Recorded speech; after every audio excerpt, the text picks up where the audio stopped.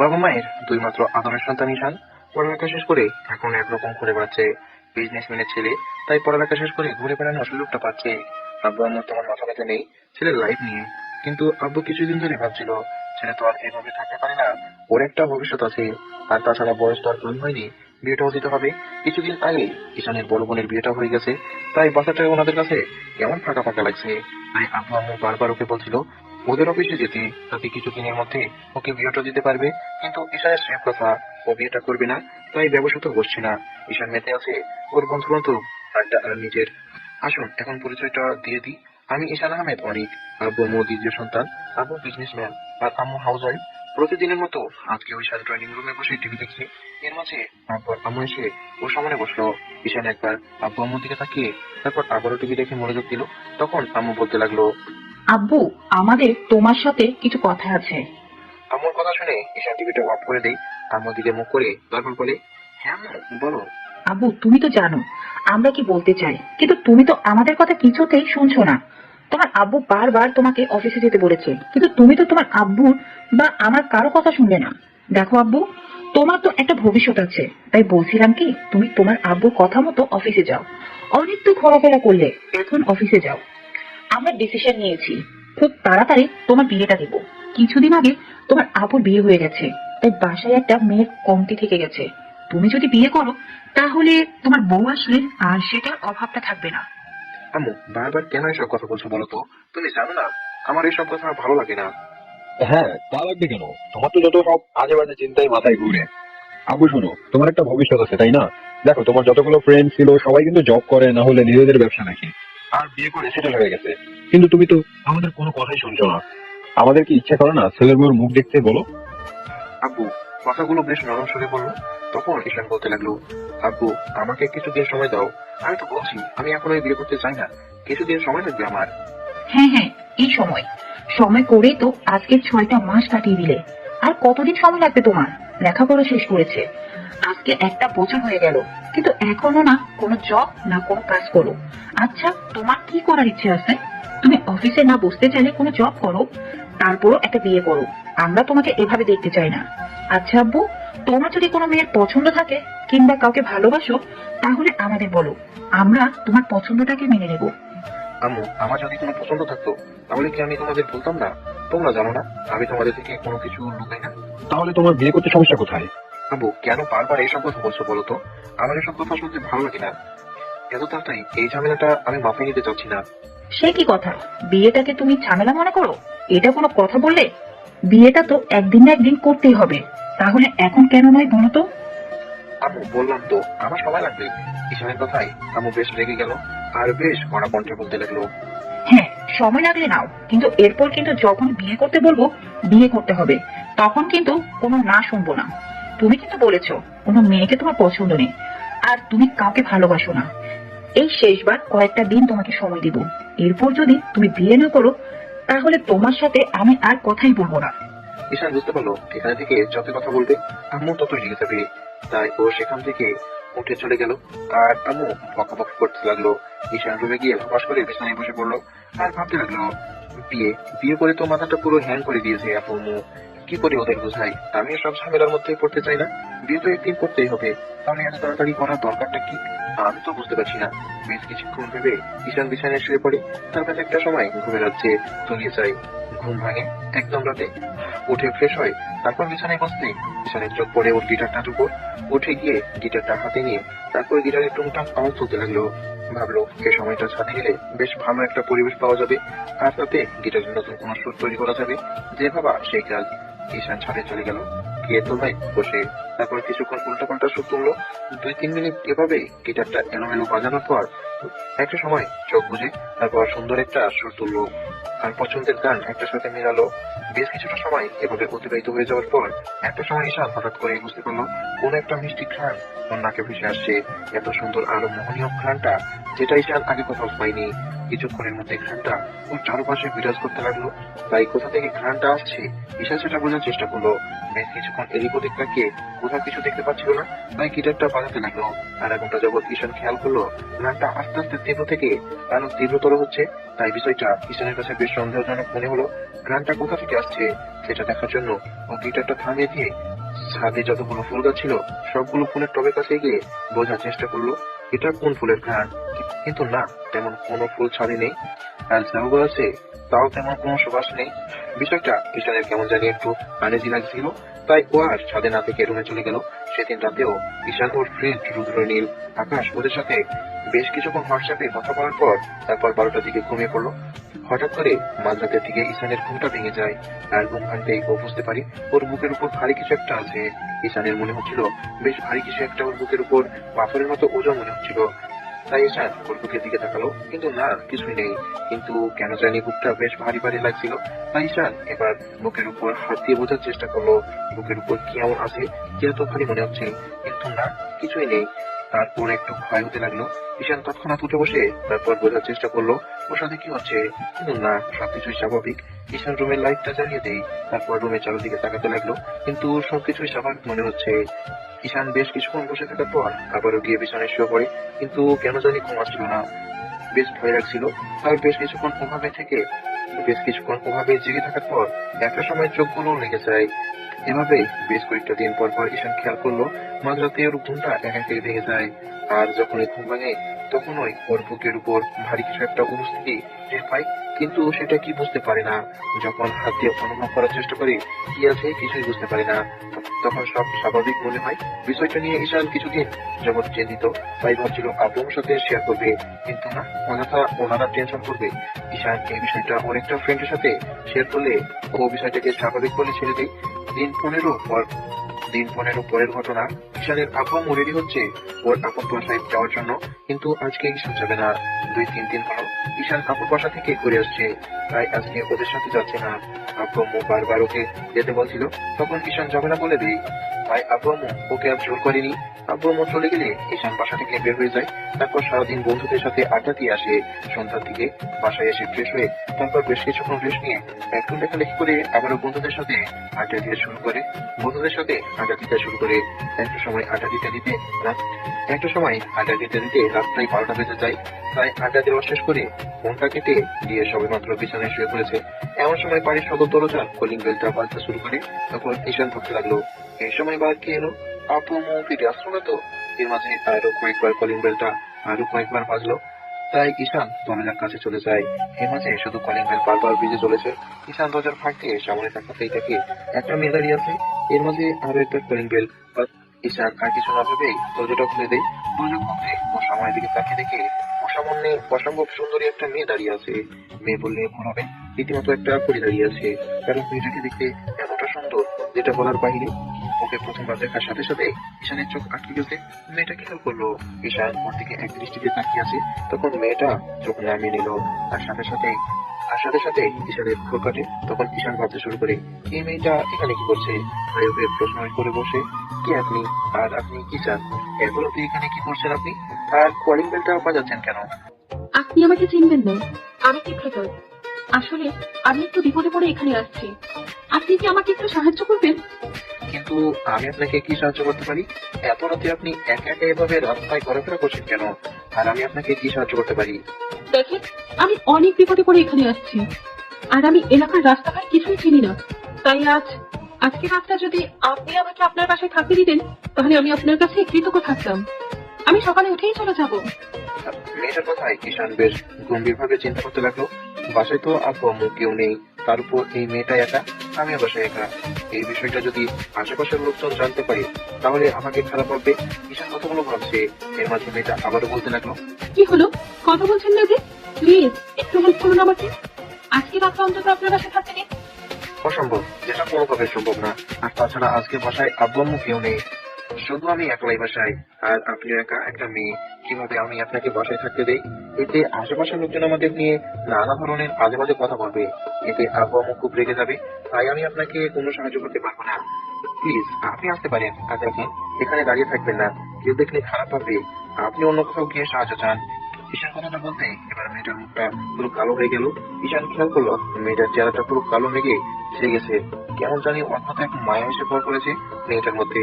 ঈশান বারবার ওর মুখের দিকে তাকিয়ে স্তব্ধ হয়ে যাচ্ছে, কিন্তু তারপরও নিজেকে স্বাভাবিক করে নিয়ে ওকে চলে যাওয়ার কথা বলছে। ঈশান মনে মনে ভাবছিল বন্ধু থাকলে হয়তো মেয়েটাকে একটা সাহায্য করা যেত, যেহেতু কেউ বাসায় নেই তাই এখানে কিছু রাখতে দিলে সমস্যাটা আমারই হবে। এবার মেয়েটা দুই হাত চোখ করে বলতে লাগলো, প্লিজ আপনি এভাবে বলবেন না। আমি খুব বিপদে পড়ে আপনার কাছে এসেছি। আমি এখানকার রাস্তাঘাট আর কাউকেই চিনি না। আমি একা একটা মেয়ে, তার উপর এত রাত। আপনি আমাকে তাড়িয়ে দিলে আমি কোথায় যাবো বলেন? আমি খুব বিপদে পড়ে আপনার কাছে সাহায্য চাইছি। প্লিজ রাত্রে অন্তত আমাকে থাকতে দিন। আমি কথা দিচ্ছি খুব ভোরে উঠে চলে যাবো, কেউ জানতেও পারবে না। দেখুন এটা কখনোই সম্ভব না, এতে আমারও সমস্যা হবে। তাই আপনি আসতে পারেন। মেয়েটা বারবার রিকোয়েস্ট করে, তাই ঈশান বুঝতে পারলো আর বেশিক্ষণ থাকলে এই মেয়েটাকে না করতে পারবে না। তাই ঈশান বলতে লাগলো, প্লিজ আমাকে আর এরকম রিকোয়েস্ট করবেন না, আমার পক্ষে রাখা সম্ভব না। প্লিজ আপনি আমাকে একটু সাহায্য করুন। আপনি আমাকে সাহায্য না করলে আমার অনেক বড় বিপদ হয়ে যেতে পারে। মানুষ হিসেবে অন্তত আমাকে সাহায্য করুন। আমি কথা দিচ্ছি আমার জন্য আপনাকে কোনো বিপদে পড়তে হবে না। ঈশান বুঝতে পারলো মেয়েটার সাথে কথা বলে কোনো লাভ নেই, তাই খুব বললো, দেখুন আমি আপনাকে সাহায্য করতে পারলাম না, আপনি অন্য কোথাও গিয়ে দেখুন, আর এখানে বেশিক্ষণ থাকবেন না, না হলে আমার সমস্যা হবে। কথাটা বলে ঈশান দরজাটা আটকে দিল। দরজা আটকে দিয়ে যখনই ওর রুমের দিকে যাবে, ডাইনিং রুমে আসতেই হঠাৎ খেয়াল করলো মেয়েটা ওর পেছনে পেছনে আসছে। ঘটনার আকস্মিকতায় ঈশান সেখানে থমকে গেল। এইমাত্র ঈশান দরজাটা আটকে দিয়ে আসলো, তাহলে এই মেয়েটা এখানে আসলো কি করে?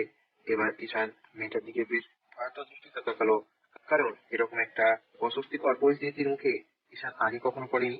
ওর স্পষ্ট মনে আছে ওর সবেমাত্র দরজাটা আটকে দিয়েছে, কিন্তু মেয়েটা ভিতরে আসলো কি করে? ঈশান মেয়েটার দিকে তাকিয়ে বলতে লাগলো, এ কি, আপনি ভিতরে আসলেন কি করে? ও মা, সে কি? আপনি তো আমাকে আসতে দিলেন আর আপনি ভুলে গেলেন। দেখুন মজা করবেন না, আমি কোনো মজা করার মোড়ে নেই। আপনি এখানে আসলেন কি করে? ঈশানের কথায় মেয়েটা একটা ভুবন ভোলানো হাসি দিয়ে বলল, ওইটা আপনি বুঝবেন না, আর আপনার বোঝার দরকারও নেই। এমন একটা ঘটনা চোখের সামনে ঘটতে ঈশানের বেশ ভয় হতে লাগলো। তাই ও সেখানে না দাঁড়িয়ে বেশ দ্রুত নিজের রুমের দিকে যেতে লাগলো। তখন মেয়েটাও ওর পেছনে পেছনে যেতে লাগলো।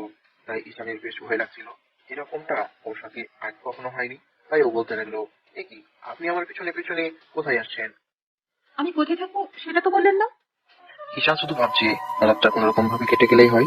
এরকম অস্বস্তিকর পরিস্থিতির মধ্যে পড়লে যে কারো ভয় পাওয়াটাই স্বাভাবিক। ঈশান ভাবলো একে বেশি কিছু বলা যাবে না। তাই ঈশান ওর রুমের সামনে এসে মেয়েটাকে ওর আব্বু আম্মুর রুমটা দেখিয়ে দিয়ে বলল, ওইদিকে রুমটা আব্বু আম্মুর, আপনি ওখানে গিয়ে শুয়ে পড়ুন, আর সকালবেলা এখান থেকে চলে যাবেন, না হলে আমার সমস্যা হবে। আপনার জন্য যেন আমাকে কোনো সমস্যায় পড়তে না হয়। আচ্ছা ঠিক আছে। মেয়েটা ঈশানের আব্বু আম্মুর রুমের দিকে চলে গেল। তখন ঈশান তাড়াহুড়ো করে গিয়ে রুমের দরজাটা আটকে দিয়ে বিছানায় গিয়ে বসে পড়ে। তারপরও ওর বেশ ভয় হচ্ছিল। ঈশান এরকম অস্বস্তিকর পরিস্থিতির মধ্যে জীবনও কখনো পড়েনি। পুরো বাড়িতে এই মেয়েটা আর ঈশান ছাড়া কেউ নেই। কথাগুলো ভাবতেই ওর বেশ ভয় লাগছিল। তাই ও কোনো রকমে চোখ বন্ধ করে শুয়ে রইল। একটু পরে চোখ খুলতেই ও দরজার দিকে তাকালো, খেয়াল করলো ওই মেয়েটা ওর দিকে এগিয়ে আসছে। এবার ঈশানের ভয়ের মাত্রা আরো বেড়ে গেল। ওর হাত পা ঠান্ডা হয়ে আসছে, গালগলা শুকিয়ে কাঠ হয়ে গেছে। মেয়েটা ঈশানের সামনে আসতেই ও উঠে বসলো আর বলতে লাগলো, এ কি, আপনি এখানে আসবেন কি করে? এবার মেয়েটা একটা মুচকি হাসি দিয়ে বলল, রাতে তো আপনার কিছুই খাওয়া হয়নি, বলুন কি খাবেন, আমি রান্না করে দিচ্ছি। আমি কিছুই খাবো না, আপনি আমার রুম থেকে যান। আপনাকে না বললাম ওই রুমে গিয়ে ঘুমান? সে কি, রাতে আপনি না খেয়ে ঘুমাবেন নাকি? আপনি আমাকে এত বড় একটা হেল্প করলেন আর আমি আপনার জন্য এটুকু করবো না? আপনি বুঝুন, আমি অল্প কিছুক্ষণের মধ্যে আপনার জন্য খাবার তৈরি করে দিচ্ছি। মেয়েটা কথাগুলো বলে রুম থেকে দরজাটা খুলে বেরিয়ে গেল। এবার ঈশান স্পষ্ট দেখতে পেল মেয়েটা দরজা খুলে বাইরে গেল, কিন্তু ভেতর থেকে দরজা আটকানো ছিল। তাহলে ও ভেতরে ঢুকলো কি করে? ঈশান কিছুতে কিছু মেলাতে পারছিল না। ওর মাথাটা কাজ করা বন্ধ হয়ে গেছে। ঈশান ভাবছিল এসব ওর সাথে কি হচ্ছে। দেখতে দেখতে 1 ঘন্টা পার হয়ে গেল, আর ঈশান এখনো ওভাবে ভয়াত্মক চেহারা নিয়ে। এর মাঝে হঠাৎ করে মেয়েটা দরজা খুলে ওর সামনে এসে দাঁড়ালো। ঈশান কিছু বলবে তার আগে মেয়েটা বলতে লাগলো, আপনি ডাইনিং রুমে আসুন, রান্না হয়ে গেছে। মেয়েটা কথাটা বলেই ঈশানের মুখের দিকে তাকিয়ে রইলো। আর ঈশান খেয়াল করলো মেয়েটার মধ্যে অদ্ভুত এক রকমের মায়া আছে। যে কোনো পুরুষ প্রথম দেখাতেই ওর মায়াতে ডুবে যেতে পারে। এর মাঝে মেয়েটা আবারও বলল, কি হলো, চলো। মেয়েটা কথাটা শেষ হতে না হতেই ঈশান তাড়াহুড়ো করে রুম থেকে বেরিয়ে গিয়ে তারপর খাবার টেবিলে গিয়ে মেয়েটা এসে খাবার বেড়ে দিতে লাগলো। ঈশান মেয়েটার দিকে না তাকিয়ে কাঁপা কাঁপা হাতে কোনো রকমে খেয়ে তারপর উঠে রুমে চলে আসলো। তারপর রুমের দরজাটা আটকে দিয়ে একটা কম্বল গায়ে চাপিয়ে দিয়ে কম্বলটা মুড়ি দিয়ে কোনোরকমে করে শুয়ে পড়লো। তারপর মেয়েটার কথাগুলো ভাবতে ভাবতে কিছুক্ষণের মধ্যেই ঈশানের ঘুম এসে গেল। পরের দিন সকালে ঈশানের ঘুম ভাঙে ঠিক বেলা 5টার দিকে। ঘুম ভাঙতেই ও উঠে ফ্রেশ হয়ে রুমে আসতেই আব্বু আম্মুর কথার শব্দ পেল। ঈশান বুঝতে পারলো বাসায় হয়তো আব্বু আম্মু চলে আসছে। এবার হঠাৎ করে ঈশান ভাবলো, আব্বু আম্মুকে আমি দরজা খুলে দেইনি, তাহলে বাসা দরজাটা খুললো কে? কথাগুলো ভেবে ঈশান তাড়াহুড়ো করে রুম থেকে বেরিয়ে গেল। তারপর নিচে আসতেই যেটা দেখলো সেটা দেখার জন্য মোটেও প্রস্তুত ছিল না। ঈশান দেখলো কালকে রাতে সেই মেয়েটা খাবার টেবিলে বসে আছে আর আম্মু ওর পাশে বসে খাবার খাইয়ে দিচ্ছে। মেয়েটা কেমন যেন খুব তৃপ্তি সহকারে খাচ্ছে। এবার ঈশান তাড়াহুড়ো করে খাবার টেবিলের সামনে আসতেই আব্বু আম্মু ওর দিকে তাকালো। তখন ঈশান বলতে লাগলো, এই মেয়ে, তুমি এখানে কি করছো? তোমাকে না বলেছি তুমি সকাল হলেই চলে যাবে? ঈশান কথাটা বলে শেষ করার আগে আম্মু বলতে লাগলো, আব্বু, এটা কেমন কাজ করলে তুমি বলো তো? এই তো বললে যে বিয়ে করবে না, তাহলে এখন বিয়ে করে একদম বাসায় বউ নিয়ে আসলে? এটা তো আমাদের বললেই হতো, আমরা কি তোমাকে বারণ করতাম? মানে কি বলছো আম্মু? আর বউ মানে? ঈশান কথাটা বলতে এবার মেয়েটা ঈশানের দিকে তাকিয়ে কান্না ভেজা কণ্ঠে বলল, আম্মু, দেখেছো তোমার ছেলে এখন আমাকে চিনতেই পারছে না। কালকেই আমাকে বিয়ে করে নিয়ে আসছে, আর এখন বলছে আমাকে নাকি চেনেনি না। তুমি এসব কি বলছো গো? এরকম কথা বলে না প্লিজ। দেখো, আমি তো বলছি তুমি যা বলবে আমি তাই করবো, তাও এভাবে আমাকে অস্বীকার করো না। মেয়েটার কথা যেন সব ঈশানের মাথার উপর দিয়ে গেছে। এবার আম্মু বেশ রাগী কণ্ঠে বলতে লাগলো, আব্বু, এসব কি হচ্ছে? বিয়ে করেছো বেশ ভালো কথা, আমি কি তোমাকে বারণ করেছিলাম? নাকি তোমার আব্বু রাগারাগি করেছিল? তাহলে তুমি এভাবে মেয়েটাকে অস্বীকার করছো? ঈশানের কিছু বলার আগেই আব্বু ওর মুখোমুখি এসে দাঁড়ালো আর ঈশান ভয়ে চুপসে গেল। আব্বু এখন কি বলবে সেটা ভেবে ঈশানের বেশ ভয় হচ্ছিল। আব্বু ওর কাঁধের উপর একটা হাত রেখে দিয়ে বলতে লাগলো, আব্বু, তুমি এই মেয়েটাকে ভালোবাসো? ওকে বিয়ে করবে? এটা বললে কি আমরা বারণ করতাম? তোমার আম্মু তো বলেছিল যে তোমার কোনো পছন্দ থাকে আমাদের বলতে পারো। তাহলে এভাবে লুকিয়ে বিয়েটা করলে কেন বলো তো? এখন সবাই কি বলবে বলো তো? আর তুমি এখন মেয়েটাকে অস্বীকার করছো কেন বলো তো? মামুনি, তুমি কান্না করো না, সব ঠিক হয়ে যাবে। আমিও দেখবো এই হারামজাদা তোমাকে কি করে অস্বীকার করে। দরকার পড়লে আমি তোমাদের আবার বিয়ে দেবো। এই সমাজে আমার একটা সম্মান আছে। ছেলেটা বিয়েটা যেমন তেমন ভাবেই হয়ে গেল তো হবে না, তাই না?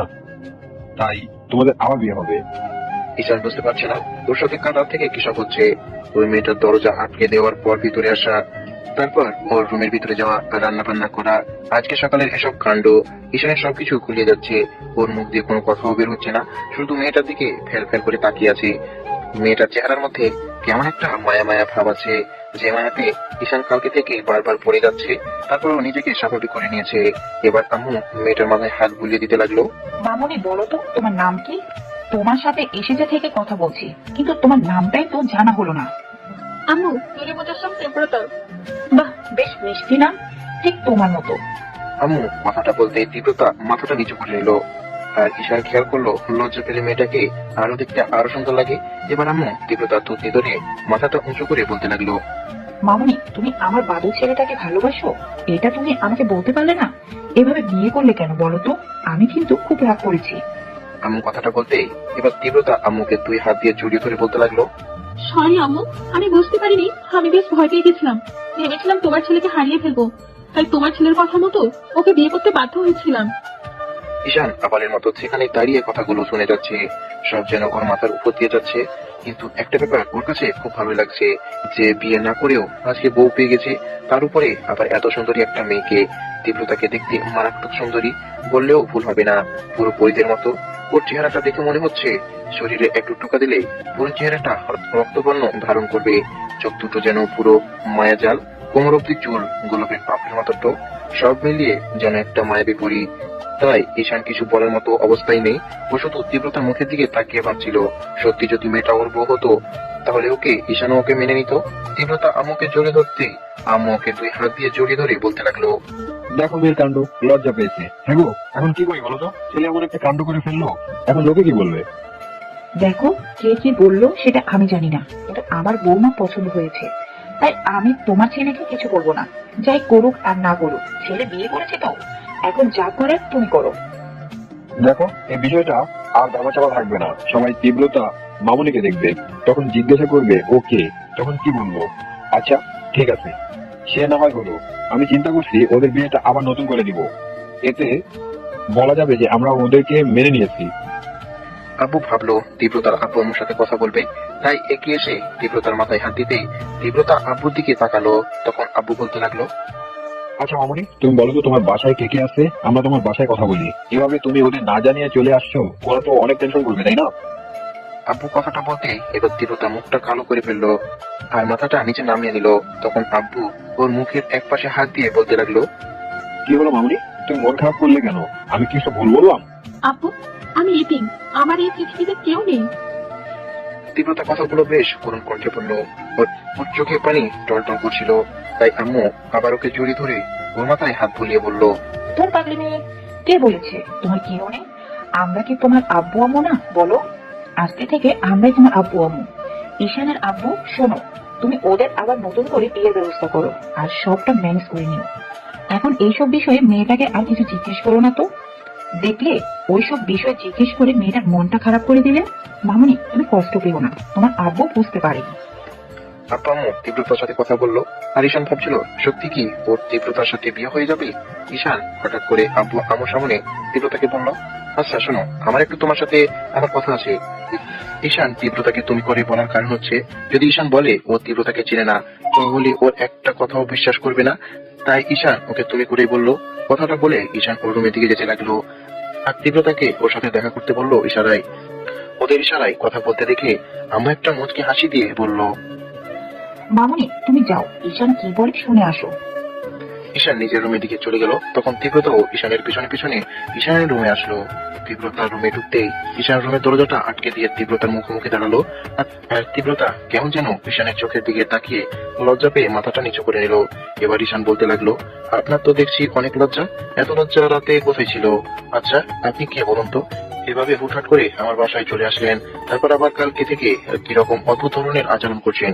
কি আপনি, কি আপনার পরিচয়, এখানে কেন এসেছেন? এবার তীব্রতা ঈশানের চোখে চোখ রেখে একটা মুচকি হাসি দিয়ে বলল, আমি কে মানে কি?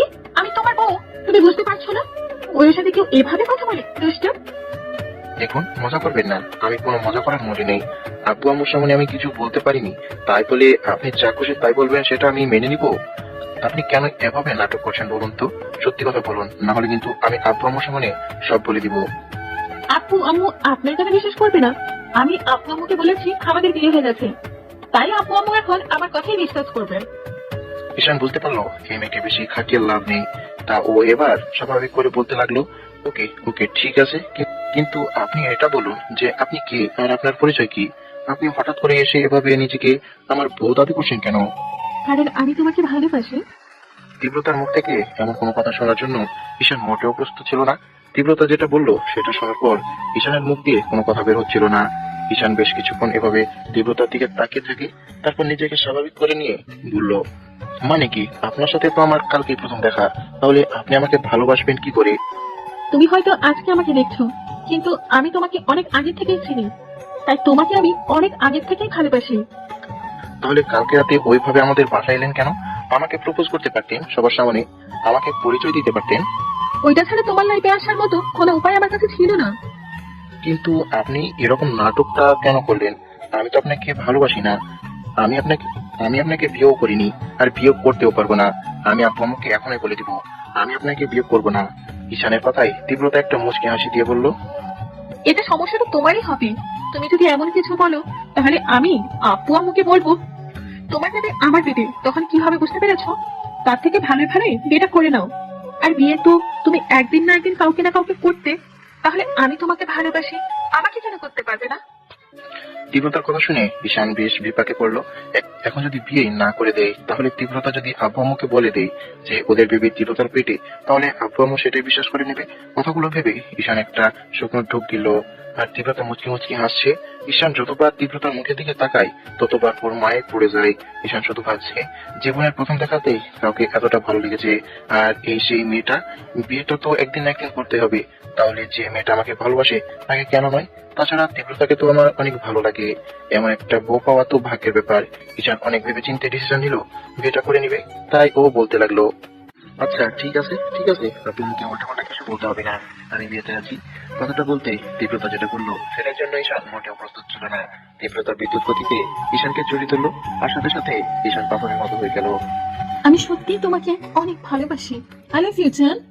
বেশ কিছুক্ষণ ধরে তীব্রতা ঈশানকে জড়িয়ে ধরে রাখলো। ঈশান একটা ঘরের মধ্যে চলে যাচ্ছে, তাই ওইও নিজের অজান্তেই তীব্রতাকে দুই হাত দিয়ে শক্ত করে জড়িয়ে ধরলো। তারপর ঈশান ওর বুক থেকে তীব্রতার মুখটা তুলে ওর মুখের দুই পাশে হাত দিয়ে তীব্রতার ঠোঁটের দিকে নিজের ঠোঁটগুলো এগোতে লাগলো। ঈশানের ঠোঁটগুলো তীব্রতার ঠোঁটের অনেকটা কাছেই চলে আসছে।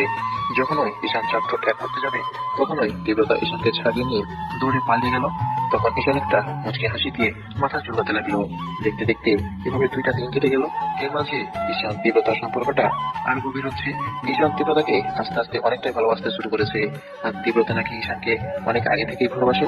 ঈশানও সেটাই বিশ্বাস করে, ওর অনেকটা কাছাকাছি যাওয়ার চেষ্টা করে, কিন্তু তীব্রতা কেন জানি লজ্জা পেয়ে ওর থেকে দূরে থাকে। এর মাঝে ঈশানের আব্বু সারা শহরের লোকজনকে ইনভাইট করেছে আর আর বিয়ে বলে বাসায় আত্মীয় স্বজন আসতে শুরু করেছে। দেখতে দেখতে বিয়ের দিনটা চলে আসে আর খুব ধুমধামের সাথে আর বেশ ভালোভাবেই ওদের বিয়েটা হয়ে যায়। তবে তীব্রতা ওদের বাসাতেই থাকায় আর বোনই বাসায় আসতে হয়নি। আর কোনো কান্নাকাটি পর্ব ছাড়াই তীব্রতাকে নিয়ে ঈশান নিজের রুমে নিয়ে গিয়ে বিছানায় বসিয়ে দেয়। বিয়ে শুরু হওয়ার আগের মুহূর্ত থেকে ঈশান একটাবারও তীব্রতার মুখটা দেখতে পায়নি, তাই বারবার তীব্রতার মুখটা দেখতে ইচ্ছা করছিল, কিন্তু তীব্রতা ইয়া বড় একটা ঘোমটা দিয়ে আছে, তাই ওর মুখটা দেখা যাচ্ছে না। ঈশান যখনই কিছু বলতে যাবে তার আগে ঈশানের কাজিনগুলো এসে তীব্রতাকে চারপাশ থেকে ঘিরে ধরে আর ঈশানকে ওর বন্ধুরা ছাদে নিয়ে যায়। ঈশান ও বন্ধুদের সাথে আড্ডা দিতে লাগলো। ঈশানের বন্ধুগুলো ওকে বারবার খোঁজা দিয়ে কথা বলছিল। একটু পরে আম্মু ঈশানের রুমের সামনে গিয়ে দেখে ঈশান এখনো রুমে আসেনি। তখন আম্মু ওকে খুঁজতে খুঁজতে ছাদে আসে আর দেখে ও বন্ধুদের সাথে আড্ডা দিচ্ছে। তখন ওই আম্মু বলে, আব্বু, তুমি এখানে? কত রাত হয়ে গেছে, এখনো তুমি এখানে আড্ডা দিচ্ছ? আজকের দিনটা অন্তত আড্ডাটা একটু কম দিতে পারবে। তীব্রতা মামুনি তোমার জন্য অপেক্ষা করছে, যাও রুমে যাও। আম্মু কথাটা বলতেই এবার ঈশানের ফ্রেন্ড রুদ্রনীল বলতে লাগলো, আন্টি, আপনি জানেন না, আমি ঈশানকে অনেকবার করে বলছি নতুন বিয়ে করছিস, ভাবি একা রুমে বসে আছে, তুই রুমে যা, কিন্তু ও বলে এত তাড়াতাড়ি রুমে যাবে না। রুদ্র কথাটা বলতেই ঈশান রাগের দৃষ্টিতে ওর দিকে তাকাতেই এবার আকাশও রুদ্রের তালে তাল মেলালো। আন্টি আপনি জানেন না, ঈশান বলছিল রুমে যেতে ভয় করছে। সে কি কথা? রুমে যেতে ভয় কিসের আব্বু? আর তীব্রতা মামুনি কি বাউ নাকি ভাল্লুক যে ভয় পাচ্ছ? যাও এক্ষুনি রুমে যাও। ঈশান বেশ রাগের দৃষ্টিতে রুদ্র আর আকাশের দিকে তাকাতে ওরা দুজন 32 পাটি দাঁত বের করে একটা রাজজয়ের হাসি দিল। তারপর ঈশান দাঁত ফরওয়ার্ড করতে করতে রুমের সামনে চলে গেল। তারপর এক বুক সাহস নিয়ে দরজা ঠেলে ভিতরে আসতেই খেয়াল করলো তীব্রতা বিছানার মাঝখানে বসে আছে। তখন ওই ঈশান ওর দিক থেকে চোখ ফিরিয়ে নিয়ে দরজা আটকে দিল। আর তীব্রতা ওর উপস্থিতি টের পেয়ে এসে যখন ঈশানের পায়ে হাত দিয়ে সালাম করতে যাবে তখন ওই ঈশান ওকে ধরে নিয়ে উঠিয়ে নিজের বুকের সাথে জড়িয়ে ধরে বলতে লাগলো, পায়ে হাত দিয়ে সালাম করতে নেই, তোমার জায়গা পায়ে নয় আমার বুকে। ঈশান কথাটা বলতেই তীব্রতাকে জড়িয়ে ধরতে তীব্রতা ওকে জড়িয়ে ধরে ওর বুকে মাথা রাখলো।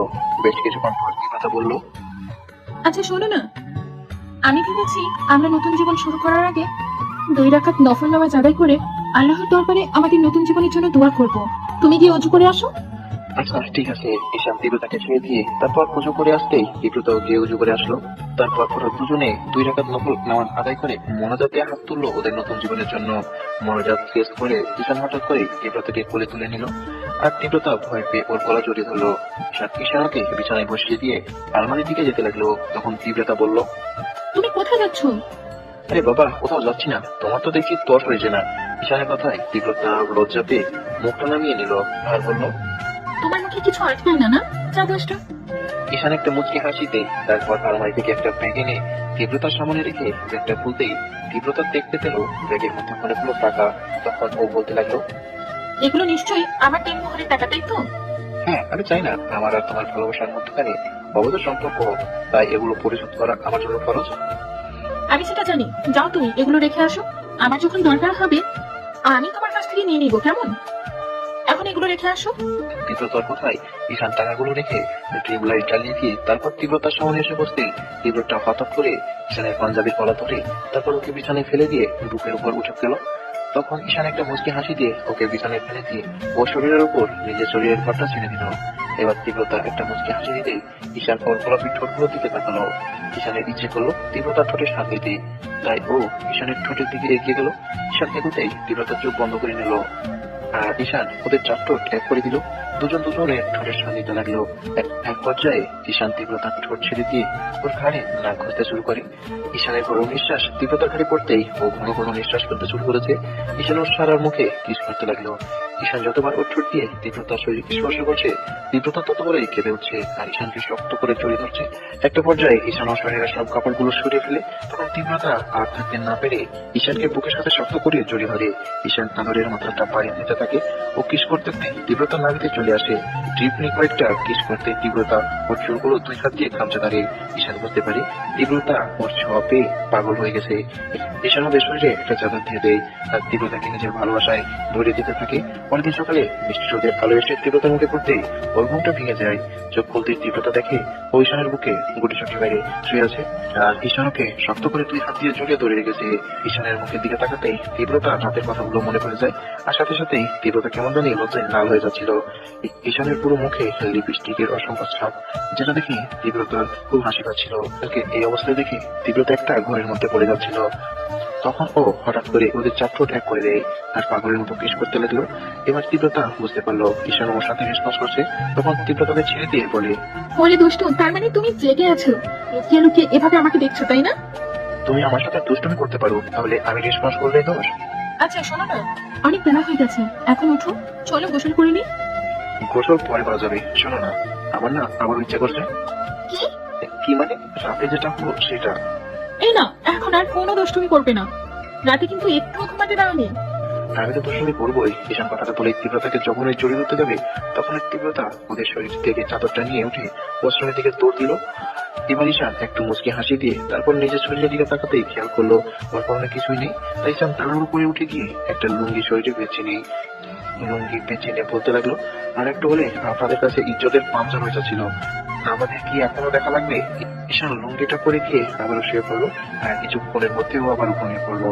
এর মাঝে তীব্রতা একটা লম্বা শাওয়ার নিয়ে একটা কালো শাড়ি পরে বেরিয়ে আসে। এসে দেখে ঈশান আবারও ঘুমিয়ে গেছে। তখন তীব্রতা ওর ভেজা চুলের পানির ঝাপটা ঈশানের মুখে দিতে ঈশানের ঘুম ভেঙে যায়। তখন ঈশান ওর দিকে একবার তাকিয়ে বলে, তীব্রতা যাও তো, দুষ্টমি করো না, রাতে কিন্তু ঘুমাতে দাওনি। ঈশান কথাটা বলতেই তীব্রতা গাল ফুলিয়ে ড্রেসিং টেবিলের সামনে চলে যায়। একটু পর ঈশানের মনে হলো তীব্রতা ওর কথা একটু কষ্ট পেয়েছে। সাথে সাথে ঈশান ড্রেসিং টেবিলের দিকে তাকাতে খেয়াল করে তীব্রতা ওর চুলগুলো মুছছে। আজকে দেখতে ওকে একদম পরিতের মতো লাগছে। তীব্রতাকে আজকে ঈশানকে অবস্থায় দেখে আবার নতুন করে প্রেমে পড়ে যাচ্ছে, কারণ তীব্রতাকে আজকে অন্য দিনের থেকে একটু বেশি সুন্দর লাগছিল। ঈশান পুরো একটা ঘরের মধ্যে চলে যাচ্ছিল। ঈশান নিজের অজান্তে বিছানা ছেড়ে উঠে তীব্রতার অনেকটা কাছে চলে যায় আর তীব্রতা এবার ঈশানকে খেয়াল করতেই ঈশান তীব্রতাকে পেছন থেকে শক্ত করে জড়িয়ে ধরে ওর পেটের উপর দুই হাত রাখে আর তীব্রতার চুলের নাক ঢুকে দেয়। ঘটনা আকাশের কাপায় তীব্রতার হাত থেকে টাওয়ালটা পড়ে যায়। তৎক্ষণাৎ ও একটা মুচকি হাসি দিয়ে ঈশানের হাতের উপর নিজের হাত রাখলো। এর মাঝে ঈশান তীব্রতার ঘাড়ি কয়েকটা কিস করে ফেলেছে আর ওর পেটের উপর দুই হাত দিয়ে শক্ত করে জড়িয়ে ধরেছে, যার জন্য তীব্রতা আর থাকতে না পেরে ঈশানের দিকে ঘুরে ওকে বিদ্যুতের গতিতে জড়িয়ে ধরে। এই যে ভাইয়া এবং আপুরা রাত্রে অনেক দেখেছেন, এখন আরো দেহন লাগবে। এরপর কি হতে পারে ওইটা আপনারা খুব ভালো করে জানেন। এইভাবে 2-3 দিন কেটে গেল। এর মাঝে তীব্রতা আর ঈশানের ভালোবাসা আরো গভীর হয়েছে। ওরা দুজন দুজনকে এখন অনেক বেশি ভালোবাসে। ঈশান ভুলে গেছে তীব্রতা কিভাবে ওর জীবনে এসেছে। তীব্রতাকে নিজের জীবনে পেয়ে ঈশান অনেক হ্যাপি, তেমনি ওর আব্বু আম্মু অনেক হ্যাপি। তীব্রতা এখন ওর আব্বু আম্মু অনেক খেয়াল রাখে আর আম্মুকে তো কোনো কাজই করতে দেয় না। ওদের বিয়ের পর ঈশান আর তীব্রতা ওদের যত আত্মীয় স্বজন ছিল সবার বাসায় ঘুরতে গিয়েছে। এর মাঝে ঈশানের আব্বু ভাবছিল ছেলে এখনো কিছুই করে না, আর কিছুদিন হলো বিয়েটা হয়ে গেছে, আগে যাই করুক, কিন্তু এখন এবার বসে থাকলে তো সমাজে মানুষ সেটা নিয়ে কথা বলবে। আব্বু কথাগুলো ভেবে আম্মুকে বলে তীব্রতাকে ডেকে দিতে। তখন আম্মু তীব্রতাকে ডাকলো।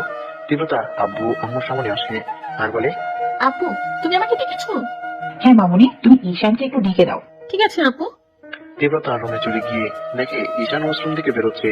ঈশান তীব্রতাকে দেখে ওর দিকে এগিয়ে আসে। তীব্রতা কিছু বলবে তার আগে ঈশান ওকে কাছে টেনে নিয়ে বুকে এনে ফেলে। তারপর ওর কোমর জড়িয়ে ধরে ওর মুখের দিকে ঠোঁটগুলো এগোতে গেলে তীব্রতা ঈশানের ঠোঁটের উপর আঙ্গুল দিয়ে আটকে দিয়ে বলে, এখন কোনো দুষ্টুমি নয়, আব্বু তোমাকে ডাকে, যাও গিয়ে শুনে আসো কি বলে। এখন দুষ্টুমি করি তারপর না যাবো। বললাম তো এখন কোনো দুষ্টুমি নয়, যাও আব্বু কি বলে শোনো। ওকে ওকে বোঝাচ্ছি, এত রাগ আর কি আছে। ঈশান মন খারাপ করে চলে যেতে গেলে এবার তীব্রতা ঈশানের একটা হাত ধরে। তখনই ঈশান ওর দিকে তাকাতেই তীব্রতা ঈশানের গালে একটা কিস করে দৌড় দিয়ে বেরিয়ে যায়। ঈশান একটা মুচকি হাসি দিয়ে বলে, পাগলি কোথাকার। ঈশান নিচে গিয়ে আব্বু আমার সামনে আসে আর বলে, আব্বু তুমি কি আমাকে ডেকেছো? আবু তুমি বসো। ঈশান ওদের সামনে বসলো আর ওরা বেশ কিছুক্ষণ চুপ করে রইলো। তখন ঈশান বলল, কি হলো, তোমরা কিছু বলবে? দেখো আব্বু, বিয়ের আগে আমরা তোমাকে অনেকবার বিয়ে করতে বলছি, কিন্তু তুমি বিয়ে করোনি, কিন্তু এখন করেছো। আর তখন তুমি কিছু না করলেও আমাদের কোনো কথা বলতাম না, কিন্তু এখন তো বিয়েটা করেছো আর এখনো তুমি কিছু করো না। তুমি না কোনো জব করো, না আমাদের কোনো ব্যবসা দেখছো। এভাবে থাকতে কি তোমার নিজের মন খারাপ লাগে না বলো? তুমি হয়তো জানো না এই বিষয়টা নিয়ে তীব্রতার খারাপ লাগে। মেয়েটা তোমাকে কিছু বলতে পারে না, কিন্তু ওর তো খারাপ লাগে যখন কারো কাছে শুনে ওর স্বামী বেকার। তাই আমি বলছিলাম কি, তুমি আমাদের অফিসে একটু বসো, তোমাকে রেগুলার যেতে হবে না, কিন্তু যখন তোমার ভালো লাগবে তখন তুমি যেও। তাতে তীব্রতা সবাইকে বলতে পারবে ওর স্বামী কিছু করে। আব্বুর কথায় ঈশান বেশ কিছুক্ষণ মাথা নিচু করে কথাগুলো ভাবতে লাগলো। সত্যি তো, আমাদের বিয়ে হয়ে গেল প্রায় 1 মাস হয়ে গেছে, কিন্তু আমি এখনো কিছু করিনি। আমি এভাবে বসে থাকলে তীব্রতার সেটা খারাপ লাগে। এখনো আমি আব্বু আম্মুর ঘরে বসে খাই, তীব্রতার ইচ্ছা করে আমার কাছে কিছু চাইতে, কিন্তু মুখ ফুটে কিছু বলতে পারে না। ও ভাবে আমি হয়তো কিছু করি না, তাই ওকে কিছু দিতে পারবো না। ঈশান কথাগুলো ভেবে বললো, আচ্ছা ঠিক আছে, আমি কাল থেকে অফিসে যাবো, তোমাদের আর বলতে হবে না। তীব্রতা রান্নাঘর থেকে ওদের কথাগুলো শুনছিল। ঈশান অফিস যাবে কথাটা শুনে তীব্রতা বেশ খুশি হয় আর একটা মুচকি হাসি দেয়। সেদিন রাতে তীব্রতা ঈশানের বুকে মাথা রেখে ওকে জড়িয়ে ধরে শুয়ে আছে আর ঈশান ওর চোখগুলো নিয়ে খেলা করছে। তখন তীব্রতা বলতে লাগলো, আচ্ছা শোনো না, হ্যাঁ বলো পাগলি, আচ্ছা একটা কথা বলবো। তুমি আমাকে কিছু বলবে, তার জন্য আবার পারমিশন নেওয়া লাগবে? বলো কি বলবে? আমার না খুব লজ্জা লাগছে বলতে। আমাকে কিছু বলবে, তাও আমার লজ্জা লাগে? আচ্ছা ঠিক আছে, বলতে হবে না, এখন ঘুমো। এই না, তাহলে বলো কি বলবে? আমার না লাগবে। কি লাগবে বলো, আমি তোমাকে এনে দেবো। বলছিলাম আমার না তোমার মতো একটা কিউট বেবি লাগবে। তীব্রতা কথাটা বলে ঈশানের বুকে মুখ লুকালো আর ঈশান একটা মুচকি হাসি দিয়ে ওকে আবার শক্ত করে 2 হাতে জড়িয়ে ধরে বলল, তাই? কিন্তু এত লজ্জা পেলে কান্ড কি করে? কথাটা বলে ঈশান তীব্রতার মুখটা উঠিয়ে তারপর ওর ঠোঁটের দিকে ঠোঁটগুলো এগোতেই তীব্রতা ওদের 4 ঠোঁট এক করে দিল। এখন কি হবে আপনারা নিশ্চয় জানেন। পরের দিন সকালে তীব্রতা ঘুম থেকে উঠে তারপর ঈশানকে ডেকে ওকে ওয়াশরুমে যেতে বলে তীব্রতা নিচে গেল রান্না করতে। একটু পরে ঈশানের অফিসের টাইম হলো, তাই ও রেডি হয়ে তারপর নিচে গিয়ে নাস্তা করতে লাগলো। খাওয়া দাওয়া শেষে ঈশান ব্যাগটা বাঁধার জন্য রুমে গেল। খেয়াল করলো ওর টাইটা বাঁধা হয়নি, তাই টাইটা বাঁধার চেষ্টা করলো কিন্তু পারছিল না। তখন ঈশান তীব্রতাকে ডাকলো, তীব্রতা একটু রুমে আসবে? কথাটা বলতেই ও রুমে আসলো। তখন ঈশান বলতে লাগলো, টাইটা বাঁধতে পারছি না, একটু বেঁধে দাও না। দাও আমার কাছে দাও। তীব্রতা ঈশানের হাত থেকে টাইটা নিয়ে ওর সামনে দাঁড়ালো, কিন্তু তীব্রতা টাইটা ঠিক মতো বাঁধতে পারছিল না। তাই তীব্রতা হঠাৎ করে ঈশানের হাত দুটো তীব্রতা নিজের কোমরে রেখে বলল, আমাকে ধরো তো একটু। ঈশানও পরম যত্নে তীব্রতার কোমরটা জড়িয়ে ধরে ওকে নিজের কাছে টেনে নিতে তীব্রতা ঈশানের টাইটা বাঁধতে লাগলো। আর ঈশান এক দৃষ্টিতে তীব্রতার মায়াবী মুখের দিকে তাকিয়ে রইল। তীব্রতার টাইটা বাঁধা হয়ে গেলে তীব্রতা হঠাৎ করে ঈশানের চোখের দিকে তাকাতেই খেয়াল ঈশান একটা ঘোর দৃষ্টিতে ওর দিকে তাকিয়ে আছে। তখন ঈশান হঠাৎ করে ওদের 4 ঠোঁট এক করে দিল। 5 মিনিট পর ঈশান তীব্রতাকে ছেড়ে দিল। তখন তীব্রতা বলতে লাগলো, সব সময় শুধু রোমান্টিক কথা তাই না? এখন যাও, দেরি হয়ে যাচ্ছে, এখন আর অন্য কিছু হবে না। ঈশান একটা মুচকি হাসি দিয়ে তারপর আম্মুকে বলে অফিসের উদ্দেশ্যে রওনা দেয়। ঈশান অফিসে যাওয়ার সাথে সাথে আব্বুকে কেবিনটা দেখিয়ে দিল। ঈশান ওর কেবিনে আসতেই ওর মনে পড়ে ওর পাগলিটাকে তো একবার ফোন দিয়ে জানানো হয়নি অফিসে পৌঁছে গেছে, না হলে আবার পাগলিটা টেনশন করবে। আসার সময় তীব্রতা বারবার করে ঈশানকে বলে দিয়েছে অফিসে পৌঁছানোর সাথে সাথে যেন ফোন দেয়। এবার ঈশান ফোনটা হাতে নিয়ে যখনই তীব্রতার নাম্বারে কল করতে যাবে এর মাঝে তীব্রতার নাম্বার থেকে ফোন আসে। সাথে সাথে ঈশান একটা মুচকি হাসি দিয়ে রিসিভ করে কানে নিতে ও কাছ থেকে বেশ উত্তেজিত কণ্ঠে বলতে শুরু করে, এই তুমি ঠিক আছো তো? ঠিক মতো পৌঁছেছো তো? তোমার কিছু হয়নি তো? তীব্রতার এরকম কম্পিত দেখে ঈশান একটা মুচকি হাসি দিয়ে বলল, আরে পাগলি আস্তে আস্তে রিল্যাক্স, এত অস্থির হবার কিছুই নেই, আমি ঠিক মতো পৌঁছে গিয়েছি। তাহলে ফোন দিলে না কেন? এখন আর দিতে গিয়েছিলাম, তার আগে তুমি ফোন দিলে। আসলে আব্বু আমার কাজটা বুঝিয়ে দিল, তাই তোমাকে ফোন দিয়ে ওঠা হয়নি। তুমি রাগ করো না পাগলি। তুমি জানো আমার কত টেনশন হচ্ছিল? আরে বাবা টেনশন করার কিছুই নেই, আমি ঠিক আছি তো। আচ্ছা শোনো, তুমি কিন্তু দুপুরে ঠিক মতো খেয়ে নিবে কেমন? বেশি টেনশন করবে না, সব সময় আমার সাথে থাকবে। তুমি কিছু চিন্তা করো না তো, তোমার আম্মু কি আমার আম্মু নয়? আর শোনো না, তুমি দুপুরে খেয়ে আমাকে ফোন দেবে কেমন? ঠিক আছে পাগলি, আর সাবধানে থাকো কেমন? ঈশান ফোনটা কেটে দিয়ে তারপর চেয়ারে হেলান দিয়ে ভাবতে লাগলো, এই পাগলি মেয়েটা আমাকে কতটা ভালোবাসে। মাত্র কয়েকটা দিনের পরিচয় ওদের। তীব্রতা অদ্ভুত ভাবে আমার জীবনে চলে আসলো একটা মধ্যরাতের মায়াবী পরি হয়ে।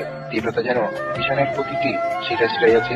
তীব্রতা যেন ওকে ছাড়া একটা মুহূর্ত থাকতে পারে না, তেমনি ঈশানও ওকে ছাড়া কিছু কল্পনা করতে পারে না। ঈশান কাজ করছে, কিছুক্ষণ পর তীব্রতা আবারও ফোন দেয়। ঈশান ওর এরকম কাণ্ড দেখে বেশ অবাক হয়, কারণ কিছুক্ষণ আগে তীব্রতার সাথে কথা বলেছে। তারপরও আবারও কিছুক্ষণ কথা বলে ফোনটা রেখে দেয়। ঈশানের কেন জানি অফিসে কাজ করতে ভালো লাগছিল না, কারণ বিয়ের পর থেকে এই একটা মাস ঈশান সবসময় তীব্রতার পাশাপাশি আর কাছাকাছি থেকেছে। আর ঈশানের বেশ অস্থির লাগছিল তীব্রতাকে ছাড়া থাকতে। তারপরও উপায় নেই, থাকতেই হবে। ও মনে মনে ভাবছে এখন থেকে এটাই অভ্যাস করে নিতে হবে, কারণ ওকে এখন থেকে প্রতিদিন অফিসে আসতে হবে, না হলে আব্বু আম্মু কষ্ট পাবে। প্রত্যেকটা ঘন্টায় তীব্রতা একবার করে ঈশানকে ফোন করেছে। ওর এমন কাণ্ড দেখে ঈশান বারবার ভেবেছে পাগলিটা ওকে কতটা ভালোবাসে। ওর লাঞ্চ টাইম হতে আবারও তীব্রতার নাম্বার থেকে ফোন আসে, তখন রিসিভ করে ও বলে, এই তুমি খেয়েছো? ঈশান তীব্রতার এরকম কাণ্ডে না হেসে পারলো না। ও বলতে লাগলো, সবেমাত্র লাঞ্চ টাইম হয়েছে, এখন খেতে যাওয়া হয়নি। আর শোনো, তুমি খেয়ে নাও। না, তুমি আগে খেয়ে আসো, তারপর আমাকে ফোন দিও, আমি তারপর খাবো। এত ভালোবাসা শেষ পর্যন্ত থাকবে তো? তুমি এরকম করে বলতে পারলে আমাকে? তুমি জানো আমি তোমাকে কতটা ভালোবাসি। আমার শরীরের এক ফোঁটা রক্ত থাকতে আমি সবসময় শুধু তোমাকেই ভালোবেসে যাব। আর তুমি এমন ভাবে বলতে পারলে? তুমি হয়তো এখনো আমার ভালোবাসাটাকে বিশ্বাস করে উঠতে পারোনি, তাই তো? এই পাগলি, তুমি রাগ করছো কেন? আমি তো তোমাকে এমনি বললাম, তুমি এভাবে রিয়েক্ট করতেছো কেন? আর তোমার ভালোবাসা নিয়ে আমার কোনো সন্দেহ নেই। আমি আমার পাগলিটাকে যতটা না ভালোবাসি তার থেকে অনেক অনেক বেশি আমার পাগলিটা আমাকে ভালোবাসে। সে একটা মুহূর্ত আমাকে ছাড়া থাকতে পারে না, তাই তো এভাবে আমাকে বারবার ফোন দিচ্ছে। পাগলি, তুমি শুধু শুধু টেনশন করো না তো, আর মন খারাপ করো না। এখন যাও, খেয়ে নাও। বললাম না তুমি আগে খেয়ে আসো। আরে বাবা, ঠিক আছে, আমি খেয়ে তোমাকে ফোন দিলে তুমিও খেয়ে নিও কেমন? ঈশান কথাটা বলেই ফোনটা কেটে দিয়ে তারপর খাওয়া দাওয়া শেষ করে তীব্রতাকে ফোন দিয়ে খেয়ে নিতে বলে। তীব্রতাও খেয়ে নেই। দিনটা তীব্রতার পাগলামির মধ্যে দিয়ে কেটে গেল কোন রকম। ঈশান তেমন কাজ করতে পারলো না। কোন রকম 4টা বাজতে না বাজতে ঈশান অফিস থেকে বেরিয়ে গাড়ি নিয়ে বাসার উদ্দেশ্যে চলে গেল। বাসায় গিয়ে কলিং বেল বাজতে তীব্রতা দৌড়ে গিয়ে দরজা খুলে দেয়। দরজা খুলে দিয়ে বিদ্যুৎ গতিতে জড়িয়ে ধরে ফুঁপিয়ে ফুঁপিয়ে কান্না করে উঠলো। তীব্রতার এরকম কাণ্ড দেখে ঈশান ওকে জড়িয়ে ধরে ওর মাথায় হাত রেখে বলতে লাগলো, এই পাগলি, কি হয়েছে, কান্না করছো কেন? বলো আমাকে, কি হয়েছে? তীব্রতা কোনো কথা বলছে না, তাই ঈশান একটু ভয় পেয়ে গেল। আর বারবার তীব্রতাকে বলতে লাগলো, কি হয়েছে আমাকে বলো। তীব্রতা শক্ত করে ঈশানকে আঁকড়ে ধরে মুখে মুখ গুজে দিয়ে কান্না করতে লাগলো। এর মাঝে আম্মু এসে ওদের সামনে দাঁড়ালো। তখন ঈশান বলল, আম্মু কি হয়েছে বলো তো, ও এভাবে কান্না করছে কেন? কি আর হবে, তোমার বউ তোমাকে ছাড়া থাকতে পারছিল না, ওর নাকি খুব খারাপ লাগছিল, তাই হয়তো এভাবে কান্না করছে। নাও, তোমার বউকে এবার তুমি সামলাও। এতক্ষণ আমি অনেক কষ্টে সামলিয়েছিলাম, কিন্তু একটু আগে থেকে অনেক কান্না করছে, এখন তুমি সামলাও। কথাটা বলেই আম্মু চলে গেল। আর ঈশান একটা মুচকি হাসি দিয়ে তারপর তীব্রতার মুখটা তুলে ওর কপালে একটা চুমু দিয়ে তারপর ওর চোখের পানিগুলো ঠোঁট দিয়ে শুষে বলতে লাগলো, এই পাগলি, এভাবে কেউ কান্না করে বলো? আর আমি তো চলে এসেছি, দেখো, মাত্র তো কয়েক ঘন্টার জন্য তোমার থেকে দূরে ছিলাম, আর তুমি এভাবে কান্না করছো? তুমি এভাবে কান্না করলে আমার কষ্ট লাগে না বুঝি? ঈশানের কথাই তীব্রতা এবার ফুপিয়ে ফুপিয়ে বলতে লাগলো, তোমার কাছে কয়েক ঘন্টা আমার কাছে হাজার বছরের সমান মনে হয়েছে। কথাটা বলেই তীব্রতা আবার ঈশানকে জাপটে ধরলো।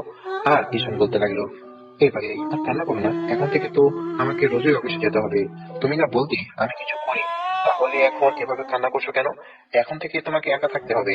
না, আমি তোমাকে ছাড়া থাকতে পারবো না। তুমি কালকের থেকে আর অফিসে যাবে না, নাহলে তুমি আমাকে অফিসে নিয়ে যাবে। পাগলির কথা শোনো, তোমাকে নিয়ে অফিসে গিয়ে আমি কাজ করবো কিভাবে? এরকম পাগলামি করো না তো। আচ্ছা, আমার দিকে তাকাও, কান্না করে তো পুরো চেহারাটা পাল্টা বাজিয়ে ফেলেছো। তাকাও আমার দিকে। ঈশান কথাটা বলেই তীব্রতার মুখটা তুলে তারপর আবার ওর কপালে একটা চুমু দিয়ে বলতে লাগলো, এখন কান্না থামাও, না হলে কিন্তু আমি খুব কষ্ট পাবো। এই না, তীব্রতা কান্না থামানোর চেষ্টা করলো, তবুও বারবার ফুপিয়ে ফুপিয়ে উঠছে। ঈশান জানে তীব্রতা কান্না করতে পারে না, একটাতেই হাঁপে ওঠে। তীব্রতার পুরো চেহারাটা লাল হয়ে গেছে। তাই ঈশান বলতে লাগলো, কান্না করে মুখে কি অবস্থা করে ফেলেছো? আমি বললাম আমি তাড়াতাড়ি চলে আসবো, দেখো। অনেক কষ্টে ঈশান তীব্রতার কান্না থামাতে সক্ষম হয়। আর তীব্রতা এখনো ঈশানকে জড়িয়ে ধরে রেখেছে, তাই ও আর কোনো উপায় না পেয়ে তীব্রতাকে হঠাৎ করে কোলে তুলে নেয়। আর তীব্রতাও ঈশানের গলাটা জড়িয়ে ধরে। ঈশান ওকে রুমে নিয়ে গিয়ে বিছানায় বসিয়ে দিল। একদম কান্না করবে না, আমি ফ্রেশ হয়ে আসছি। ঈশান ফ্রেশ হয়ে তারপর রুমে এসে দেখে তীব্রতা মুখ ফাঁকা করে বসে আছে। তখন ঈশানের পাশে বসে তীব্রতা আবার ওকে জড়িয়ে ধরলো।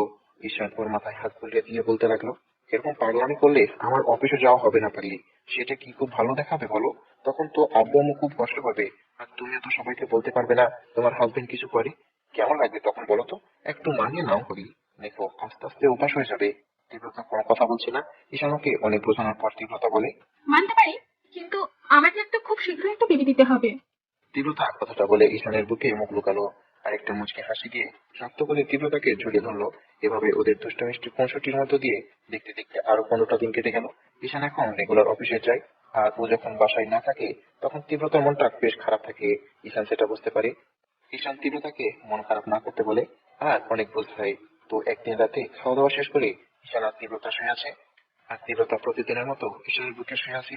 এর মাঝে ঈশান খেয়াল করেছে তীব্রতার মনটা বেশ খারাপ, কেমন যেন মুখটা ভার করে আছে। অন্যদিকে তীব্রতার মনে কেমন যেন একটা অজানা ভয় কাজ করছে আর একটা অস্থিরতা কাজ করছে। ও ভাবছে হয়তো ঈশান ওর দিকে দূরে চলে যাবে, ও ঈশানকে হারিয়ে ফেলবে। ঈশান তীব্রতার মুখটা 2 হাত দিয়ে তুলে ওর মুখোমুখি বসালো আর বলল, এবারে তোমার কি হয়েছে বলো তো? কয়টা দিন যাবত দেখছি তুমি কেমন যেন মন খারাপ করে আছো, আর কেমন যেন আমার থেকে কি যেন লুকিয়ে যাচ্ছ। প্লিজ বলো কি হয়েছে, না হলে কিন্তু আমার খুব টেনশন হবে। ঈশান দেখলো তীব্রতার চোখে পানি টলমল করছে। তখন ঈশান আলতো করে তীব্রতাকে জড়িয়ে ধরতে তীব্রতা ঈশানকে খুব শক্ত করে জড়িয়ে ধরলো। তখন ঈশান বলল, কি হয়েছে বলো? জানো তো, আমার না খুব ভয় করছে। আমার মনে হচ্ছে আমি তোমাকে হারিয়ে ফেলবো। পাগলি, এটা কেমন কথা বলো তো? আমার মায়াবী পরিচয় থেকে আমি কোথায় হারাবো বলো তো? কিছু হবে না, আর তুমি এসব উল্টা পাল্টা ভেবো না তো। দেখছো আমাদের ভালোবাসাটা কত গভীর, আর আমরা দুজন দুজনকে অনেক ভালোবাসি তাই না? আর তুমি তো জানো সত্যিকারের ভালোবাসাগুলো কখনো হারিয়ে যায় না, তাই আমাদের ভালোবাসাটাও কখনো হারাবে না। তুমি এসব নিয়ে আর ভেবো না তো, আর মন খারাপ করে থেকো না।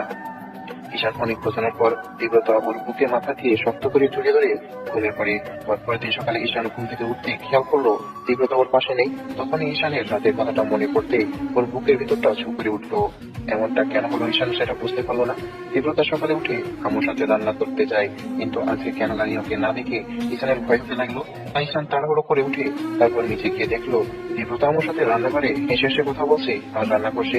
এবার ঈশান ওর বুকের উপর হাত দিয়ে বুঝতে পারলো ওর হাতটা খুব স্পিডে চলছে। ঈশান বুঝতে পারলো না এমনটা কেন হচ্ছে। তাহলে কি সত্যি ওদের লাইফে কোনো বিপদ আসতে চলেছে? তাহলে কি সত্যি তীব্রতাকে হারিয়ে ফেলবে? ঈশান কি তাহলে সত্যি তীব্রতাকে হারিয়ে ফেলবে? কথাগুলো ভাবতে ভাবতে ঈশান রুমে চলে যায়। তারপর রেডি হয়ে নেয়, কিন্তু প্রতিদিনের মতো আজকেও ঈশান টাইটটা বাঁধতে পারছিল না, তাই ও তীব্রতাকে ডাকে। তখন তীব্রতা এসে দেখে ঈশান টাইটটা নিয়ে দাঁড়িয়ে আছে। তীব্রতা ঈশানের সামনে দাঁড়াতে ঈশান 2 হাতে কোমরে জড়িয়ে ধরে ওর সাথে মিশে নেয় আর মুখের দিকে তাকিয়ে থাকে। তীব্রতা খুব যত্ন সহকারে টাইটা বেঁধে দিলে ঈশান খাওয়া দাওয়া শেষ করে অফিসে চলে আসে। অফিসে যাওয়ার সাথে সাথে তীব্রতা ঈশানকে ফোন দেয়। তখন ঈশান ওর সাথে কিছুক্ষণ কথা বলে তারপর কাজ করতে শুরু করে। দেখতে দেখতে 1টা 2 ঘন্টা 3 ঘন্টা পার হয়ে যায়, লাঞ্চের সময় হয়ে আসে, কিন্তু এর মাঝে তীব্রতা একটা বারও ঈশানকে ফোন দেয়নি। হঠাৎ করে ঈশানের কথাটা মনে পড়ে। তখন ও ভাবে আজকে তো পদ্ধতিটা একবারও এর মাঝে ফোন দেয়নি, সেই সকালবেলা একবার দিয়েছিল, কাজের চাপে ঈশানের সেটা মনেই ছিল না। তৎক্ষণাৎ তীব্রতার নাম্বারে ফোন দেই, কিন্তু তীব্রতার নাম্বারটা বন্ধ দেখাচ্ছে। ঈশান বারবার ওর নাম্বারে ট্রাই করছে, কিন্তু বারবারই বন্ধ বলছে। এবার ঈশানের বেশ টেনশন হচ্ছে। একটা সময় ঈশান ভাবতে লাগলো তীব্রতার আবার কিছু বলো না তো। কথাগুলো ভেবে ঈশান আর অফিসে থাকতে পারলো না। ঈশান আরো কয়েকবার তীব্রতার নাম্বারে ফোন দিল, কিন্তু বারবার একই কথা বলতেছে, বন্ধ। বেরোতে বেরোতে আম্মুর নাম্বারে ফোন দিল, কিন্তু আম্মু ফোনটা রিসিভ করছে না। এবার ঈশানের আরো ভয় হতে লাগলো। ও তাড়াহুড়ো করে গাড়ি চালিয়ে বাসায় চলে আসলো। বাসায় এসে দেখে আম্মু বসে আছে। তখন ঈশান দৌড়ে বাসার ভিতরে ঢুকে আম্মুর সামনে দাঁড়িয়ে বলতে শুরু করে, তোমরা কোথায় রাখো বলো তো? আম্মু তোমাকে কতবার ফোন দিয়েছি, তুমি ফোনটা রিসিভ করোনি কেন? তার উপর তীব্রতাকে ফোনের উপর ফোন দিয়ে যাচ্ছি, ওকে ফোনে পাচ্ছি না কেন বলো তো? ও কোথায় গেছে? কথাটা বলতেই এবার আম্মু এসে ওর মুখোমুখি দাঁড়িয়ে ওর মুখে 2 পাশে হাত দিয়ে বলতে লাগলো, আব্বু তোমার কিছু হয়নি তো? তুমি ঠিক আছো তো? আম্মুর কথা শুনে ঈশান বেশ অবাক হয়ে যায়। তাই বলতে লাগলো, আম্মু আমার কিছু হয়নি, কিন্তু তুমি এরকম কথা বলছো কেন? আর কি হয়েছে বলো তো? তীব্রতা কোথায়? তুমি আগে বলো তীব্রতা কোথায়, ওর কি হয়েছে, ফোন কেন রিসিভ করছে না? আব্বু তুমি খুব জোর বেঁচে গেছো। তুমি জানো তীব্রতাকে? আম্মু তুমি কি সব বলছো? আর তীব্রতা কে মানে? তীব্রতা কোথায় বলো তো? তুমি শান্ত হও। আর তুমি জানো না তীব্রতাকে? আব্বু, তীব্রতা আমাদের মতো কোনো স্বাভাবিক মানুষ নয়, ও একটা মায়াবী রাক্ষসী। আমার মুখে এরকম কথা শুনে ঈশানের পায়ের নিচ থেকে যেন মাটি সরে যাচ্ছিল, আর পুরো আকাশটা যেন ওর মাথার উপর ভেঙে পড়েছিল। আম্মু, এসব কি বলছো? আমি ঠিকই বলছি, তুমি জানো না তীব্রতা কোনো মানুষ নয়, ও একটা মায়াবী রাক্ষসী। তুমি ওকে কিভাবে পেয়েছো আর কোথা থেকে পেয়েছো আমি জানি না, কিন্তু আজকে যেটা হয়েছে সেটা শুনলে তুমি বুঝতে পারবে তীব্রতাকে। আম্মু, তোমার কথার আগাগোড়া কিছু বলতে পারছি না, তুমি আগে বলো তীব্রতা কোথায়? আব্বু, তুমি আগে বসো, আমি তোমাকে সবটা খুলে বলছি। এর মাঝে আপু বাসায় চলে আসে। আম্মু হয়তো ফোন করে ডেকেছে ওনাকে। আপু ওদের কাছে আস্তে আস্তে বলল, আম্মু তুমি বলো তীব্রতা কোথায়, আর তুমি কি সব আজে বাজে কথা বলছো? আমার আমার তীব্রতা কোথায়? ওর কি হয়েছে বলো প্লিজ। আম্মু চুপ করে থেকো না। আব্বু, তুমি শান্ত হও, আমি সব বলছি। তুমি জানো না তীব্রতাকে, আজকে যেটা হয়েছে সেটা জানার পর তোমার ভেতরটা হয়তো কেঁপে উঠবে। আজকে দুপুরের দিকে আমি ছাদে গিয়ে তোমার আপুর সাথে কথা বলছিলাম, তখন আমি হাঁটতে হাঁটতে ছাদের একদম ধারে চলে আসি, কিন্তু খেয়াল করিনি। তারপর পা ফসকে আমি ছাদ থেকে পড়ে যেতে গেলে হঠাৎ করে অদৃশ্য একটা হাত এসে আমাকে ধরে ফেলে। আমি তৎক্ষণাৎ যেন প্রাণ ফিরে পাই, কিন্তু হঠাৎ করে যখন দেখি যে আমি শূন্যে ভাসছি আর কোনো একটা হাতের মতো কিছু একটা আমাকে ধরে রেখেছে, সেটা দেখার সাথে সাথে আমার ভিতরটা কেঁপে ওঠে। আমি তখন উপরের দিকে তাকিয়ে খেয়াল করি তীব্রতা ছাদের ধারে দাঁড়িয়ে আছে, আর ওর হাতটা এত লম্বা হয়ে গেছে যেটা দেখে আমি তৎক্ষণাৎ নিজেকে ঠিক রাখতে পারিনি। প্রথমে আমি ভেবেছিলাম এটা হয়তো আমার চোখের ভুল, কিন্তু না। তীব্রতা যখন আমাকে টেনে ওঠালো আমি দেখতে পেলাম ওর হাতটা আস্তে আস্তে আবার ছোট হয়ে যাচ্ছে। আমি তখন বেশ ভয় পেয়ে যাই আর ওকে জিজ্ঞেস করি ও কে, কিন্তু তীব্রতা তখন আমাকে কিছুই বলে না। আমি ওর চোখের দিকে তাকাতে দেখি ওর চোখগুলো পুরো আগুনের মতো হয়ে গেছে, যেটা দেখে যে কেউ ভয় পেয়ে যাবে। তৎক্ষণাৎ আমি আর কোনো উপায় না পেয়ে আম্মু কথাটা বলতে ঈশান বলতে লাগলো, আম্মু তুমি তীব্রতার সাথে কি করেছো সেটা বলো। তুমি জানো না তীব্রতা কে? তুমি ভুল ভাবছো, ও কোনো পেতনি বা রাক্ষসী কিছুই না। আর ও একটা মানুষ নয়, একটা পরী। সেটা আমি আগে থেকেই জানতে পেরেছি, কিন্তু আমি ওকে ভালোবাসি আর ও আমার স্ত্রী, তাই আমি এসব তোমাদের বলিনি। আমি ভেবেছিলাম এই বিষয়টা হাইড করে যেতে পারবো আর এসব তোমাদের সামনে আসবে না, কিন্তু এরকম একটা পরিস্থিতির মধ্যে আজকে এই বিষয়টা তোমাদের সামনে চলে আসছে। তীব্রতা এই কথাগুলো আমাকে বলেনি, কিন্তু আমি জানতে পেরেছি তীব্রতা। তারপরও আমি ওর থেকে লুকিয়ে গেছি যে আমি সব জানতে পেরেছি। আম্মু তুমি কি করেছো সেটা বলো। ঈশানের কথাই আম্মু বেশ অবাক হয়ে যায়। তখন আব্বু আম্মু দুজনেই ঈশানের মুখের দিকে তাকিয়ে আছে, আর আম্মু কোনো কথা বলছে না। এবার ঈশান আমার দুই বাহু ধরে বলতে লাগলো, আম্মু তুমি চুপ করে আছো কেন? বলো তীব্রতা কোথায়? তুমি ওকে কোথায় রেখেছো বলো। আম্মু ওর কিছু হয়ে গেলে আমি বাঁচতে পারবো না। তুমি জানো না আমি ওকে কতটা ভালোবাসি। আব্বু তুমি চুপ করে আছো কেন? বলো কি করেছো ওর সাথে? আব্বু আমি ভেবেছিলাম ও একটা মায়াবী রাক্ষসী, তাই তৎক্ষণাৎ ভয় পেয়ে গেছিলাম, তাই একটা তান্ত্রিককে ডাকি, তখন ওই তান্ত্রিক ওকে নিয়ে গেছে। আম্মু তুমি এটা কি করলে? সবকিছু না জেনে না শুনে এভাবে তীব্রতাকে আমার থেকে দূরে সরিয়ে দিলে। এটা তুমি কেন করতে গেলে? তুমি একবার আমাকে জিজ্ঞাসা করতে পারলে না? আম্মু চুপ করে রইলো। এবার আব্বু বলতে লাগলো, তুমি তীব্রতাকে কোথায় রেখেছো? ওই তান্ত্রিক ওকে কোথায় নিয়ে গেছে বলো। আম্মু মাথা নিচু করে আছো কেন? তখন আম্মু মাথা নিচু করে আছে। তখন ঈশান বলতে লাগলো, আম্মু কি হলো? চুপ করে আছো কেন? বলো ও কোথায়? আজকে তীব্রতার কিছু হয়ে গেলে আমি বাঁচতে পারবো না। তুমি বলো ওকে কোথায় রেখেছো? আব্বু আমি তো সেটা জানি না, কিন্তু ওই তান্ত্রিক এই খবরটা আমি শহরের বাইরে একটা পুরোনো গ্রামের দিকে পেয়েছিলাম। তান্ত্রিক ওকে বোতলে বন্দি করে নিয়ে গেছে, শুনেছি রাতে নাকি ওকে কি যেন করবে। আম্মুর কথা শুনে ঈশানের বুকের ভেতরটা ধক করে ওঠে। ও জানে তান্ত্রিকরা খুব খারাপ হয়, আর ওরা পরিদের ধরে ওদেরকে নিজের আয়ত্তে করে নেয় আর ওদের সব শক্তি নিজের করে নেয়। কথাগুলো ভেবে ঈশানের বুকটা ধক করে ওঠে, আর তৎক্ষণাৎ মাথায় হাত দিয়ে ধপাস করে সোফায় বসে পড়ে আর বলতে শুরু করে, আম্মু এটা তুমি কি করলে? জানো ওই লোকটা তীব্রতার কত বড় ক্ষতি করতে পারে, ওর প্রাণটা চলে যেতে পারে। তুমি এটা কেন করতে গেলে? একটা বার তুমি আমাকে জিজ্ঞাসা করতে পারতে ও কে, কি ওর পরিচয়। তুমি সেটা না করে কেন এমনটা করতে গেলে? আব্বু আমি বুঝতে পারিনি ও এরকম কেউ হবে, আমি তখন অনেক ভয় পেয়ে গেছিলাম।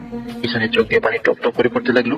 এবার আম্মু ওর কাঁধের উপর হাত দিয়ে বলতে লাগলো, আব্বু এখন আর এখানে দেরি করাটা ঠিক হবে না, আমাদের তীব্রতাকে উদ্ধার করতে যেতে হবে, না হলে ওই তান্ত্রিক ওর সাথে যে কি করবে আমরা কিন্তু সেটা বুঝতে পারছি না। না না আমার তীব্রতার কিছুই হতে পারে না, ওর কিছু হয়ে গেলে আমি বাঁচতে পারবো না। কথাটা বলে ঈশান গাড়ি দিয়ে বেরিয়ে যেতে গেলে আব্বু ওর পিছন পিছনে আসে। আম্মু আসলে আব্বু আম্মুকে আসতে বারণ করলো। ঈশান গাড়িতে উঠতেই আব্বু ওর পাশে বসে পড়লো। ঈশান গাড়ি স্টার্ট দিয়ে খুব দ্রুত ড্রাইভ করতে লাগলো। আব্বু তুমি টেনশন করো না, তীব্রতা মামুনির কিছুই হবে না, ওর কিছু হতেই পারে না। তোমার আম্মু এরকম একটা কাজ করে ফেলবে আমি ভাবতেও পারিনি। একবার তো আমাদের জানাতে পারতো। তুমি টেনশন করো না, কিছুই হবে না ওর। আব্বু তুমি জানো না এই বিষয়টা আমি আমাদের বিয়ের পর জানতে পেরেছি, কিন্তু তখন আমি ভেবেছিলাম তীব্রতাকে তো আমি ভালোবাসি, তাই ও যেমনই হোক যাই হোক আমি ওকে ভালোবাসি, আর ও আমাকে ভালোবেসে আমার কাছে এসেছে। তুমি জানো না ও কিভাবে আমার লাইফে আসে। এবার এসে সেদিন রাতে সেই ঘটনা আব্বুকে খুলে বললো। সব শুনে আব্বু অবাক হয়ে ওর দিকে তাকিয়ে রইলো। ঈশান অনেকক্ষণ যাবত ট্রাই করছে কিন্তু কিছুতে যেন রাস্তা ফুরোতে চাইছে না। ওরা আসার সময় আমার কাছ থেকে তান্ত্রিকের ঠিকানাটা নিয়ে আসছে। শহর থেকে গ্রামটা অনেক দূরে, এমনিতেই সময়টা প্রায় বিকেল ছিল।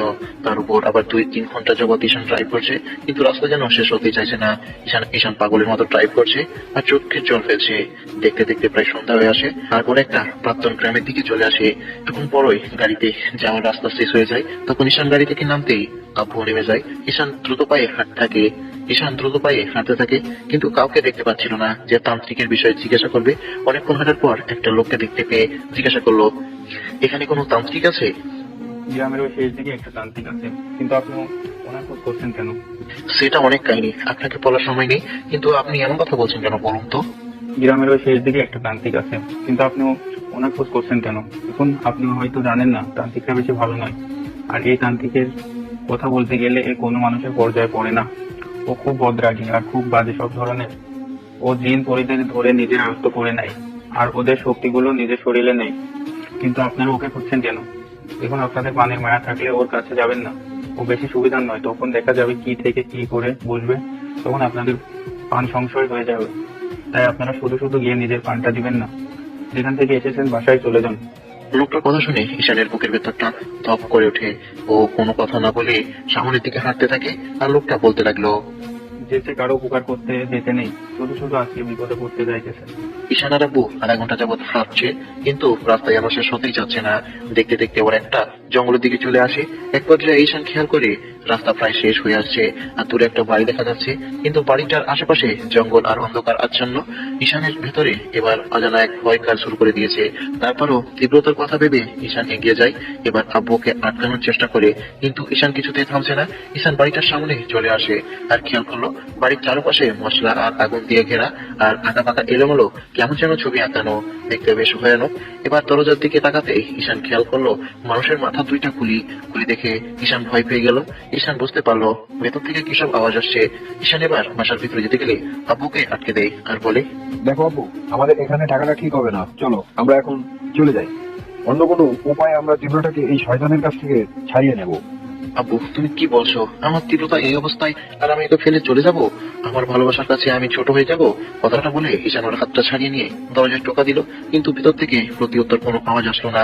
তাই ঈশান বলতে লাগলো, ভেতরে কে আছে, বের হও। তারপর কোনো আওয়াজ আসলো না, শুধু মন্ত্রের আওয়াজ আসছে।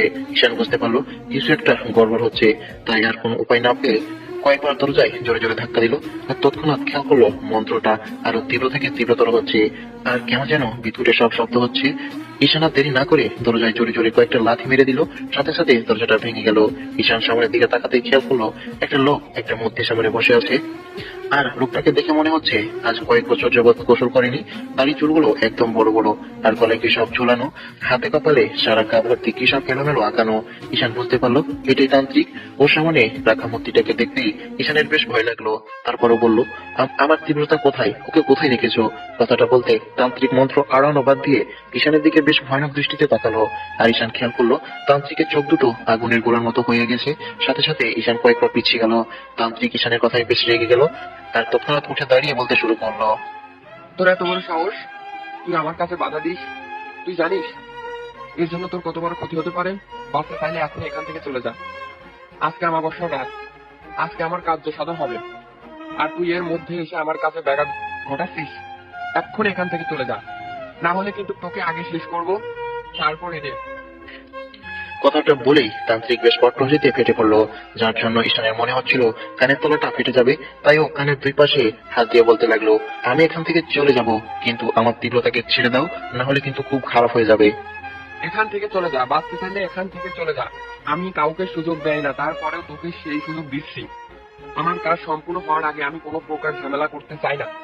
যদি বেশি ঝামেলা করিস তাহলে প্রাণ নিয়ে কেউ ফিরে যেতে পারবে না, সবাইকে বলে দিস। দেখি কে ফিরে যেতে পারে আর কে পারে না। কথাটা বলে ঈশান তান্ত্রিকের দিকে যেতে গেলে এবার তান্ত্রিক তৎক্ষণাৎ ওর দিকে একটা ফু দিল। সাথে সাথে ঈশান তান্ত্রিকের থেকে 10-12 হাত দূরে গিয়ে ছিটকে পড়লো। ঘটনার ঘটনার আকস্মিকতায় আবু বেশ ভয় পেয়ে যায়। এবার ঈশান উঠে এসে আবারও যখন তান্ত্রিকের কাছে আসতে যাবে তৎক্ষণাৎ তান্ত্রিক মন্ত্র পড়তে লাগলো আর ঈশান ওর কাছে যেতে পারলো না। ঈশান বুঝতে পারলো ওর সাথে শক্তি দিয়ে পারা যাবে না। ঈশান ভাবতে লাগলো ওর জয় হয়ে যায়, কিন্তু তীব্রতাকে বাঁচাতে হবে। তাই ও আর উপায় না পেয়ে তৎক্ষণাৎ ওই মূর্তির কাছে গেল। ঈশান ভাবলো তীব্রতাকে আগে মুক্তি দিতে হবে আর ওকে এখান থেকে নিয়ে যেতে হবে। তাই ঈশান মূর্তির সামনে রাখা বোতলগুলোর কাছে গিয়েও যেতে পারলো না। এবার তান্ত্রিক বেশ রেগে গেল আর বলতে লাগলো, তোকে ভালোভাবে বললাম, তুই শুনলি না তো, দাঁড়া তোর ব্যবস্থা করছি। কথাটা বলে এবার জোরে জোরে কি সব মন্ত্র পড়তে লাগলো। ঈশান শত চেয়েও বোতলগুলোর কাছে যেতে পারছিল না। তাই দূরে একটা লাঠি দেখতে পেল আর তৎক্ষণাৎ লাঠিটা নিয়ে বোতলগুলোর দিকে ছুড়ে দিতেই বোতলগুলো ভেঙে গেল আর সামনে রাখা বোতলের ভেতর থেকে সাদা ধোঁয়ার কুণ্ডলী বেরোতে লাগলো। কয়েক সেকেন্ডের মধ্যে ধোঁয়াটা একটা মানুষের রূপ নিল আর যে মানুষটা ওর সামনে দাঁড়ালো ঈশান তাকে খুব ভালো করে চিনে। এ আর কেউ নয়, তীব্রতা। ওকে ওকে দেখার সাথে সাথে ঈশানের বুকের ভেতরটা ধক করে উঠলো। তীব্রতার চেহারাটা ফ্যাকাশে হয়ে গেছে আর ও কেমন যেন জোরে জোরে নিঃশ্বাস নিচ্ছে। ঈশান যখন ওই তীব্রতার কাছে যাবে তখনই আকাশটা কেমন যেন কালো হয়ে আসছিল আর চারপাশ থেকে এবার বেশ কালো ধোঁয়ার কুণ্ডলি পাকাতে লাগলো। ও যখন ওই তীব্রতার কাছে যাবে তখন ওই কালো ধোঁয়া ওকে চারপাশ থেকে ঘিরে ধরলো। ঈশান আর তীব্রতার কাছে যেতে পারলো না। ঈশান এবার তীব্রতার নাম ধরে ডাকতে লাগলো, তীব্রতা, এই তীব্রতা। কথাটা বলতে তীব্রতা আস্তে আস্তে ওর দিকে তাকালো। তীব্রতাকে দেখে মনে হচ্ছে ও বেশ অসুস্থ আর কেমন যেন কাহিলে পড়েছে। হয়তো তান্ত্রিক ওর উপর বাজে কিছু করেছে। ওই লক্ষ্য কথাটাই সত্য। হয়তো তান্ত্রিক তীব্রতার শক্তিগুলো সব নিজের করে নিয়েছে। এবার তীব্রতা মিটমিট করে ঈশানের দিকে তাকিয়ে দেখলো ঈশান অসহায় দৃষ্টিতে ওর দিকে তাকিয়ে আছে। তখন তীব্রতা আস্তে আস্তে বলতে লাগলো, ঈশান, তুমি এখান থেকে চলে যাও, না হলে ও তোমাকে মেরে ফেলবে। প্লিজ তুমি এখান থেকে চলে যাও, আবার যা হবার হোক, তুমি এখান থেকে চলে যাও। তীব্রতার কথা শুনে ঈশানের চোখ দিয়ে পানি পড়তে শুরু করলো আর বলতে লাগলো, এই পারি, আমি তোমাকে রেখে কোথাও যাবো না। বাঁচতে হলে একসাথে বাঁচবো, মরতে হলে দুজনে একসাথে মরবো। তোমাকে ছেড়ে আমি কোথাও যাবো না। প্লিজ তুমি আমার কাছে চলে আসো। এর মাঝে ঈশান খেয়াল করলো ওর চারপাশ থেকে কেমন যেন ধোঁয়ার কুণ্ডলী পাখি বেশ বড় বড় দত্ত আকৃতির মানুষের মতো কিছু অদ্ভুত রকমের প্রাণী সৃষ্টি হতে লাগলো। বিষয়টা দেখে ঈশান বেশ ভয় পেয়ে গেল।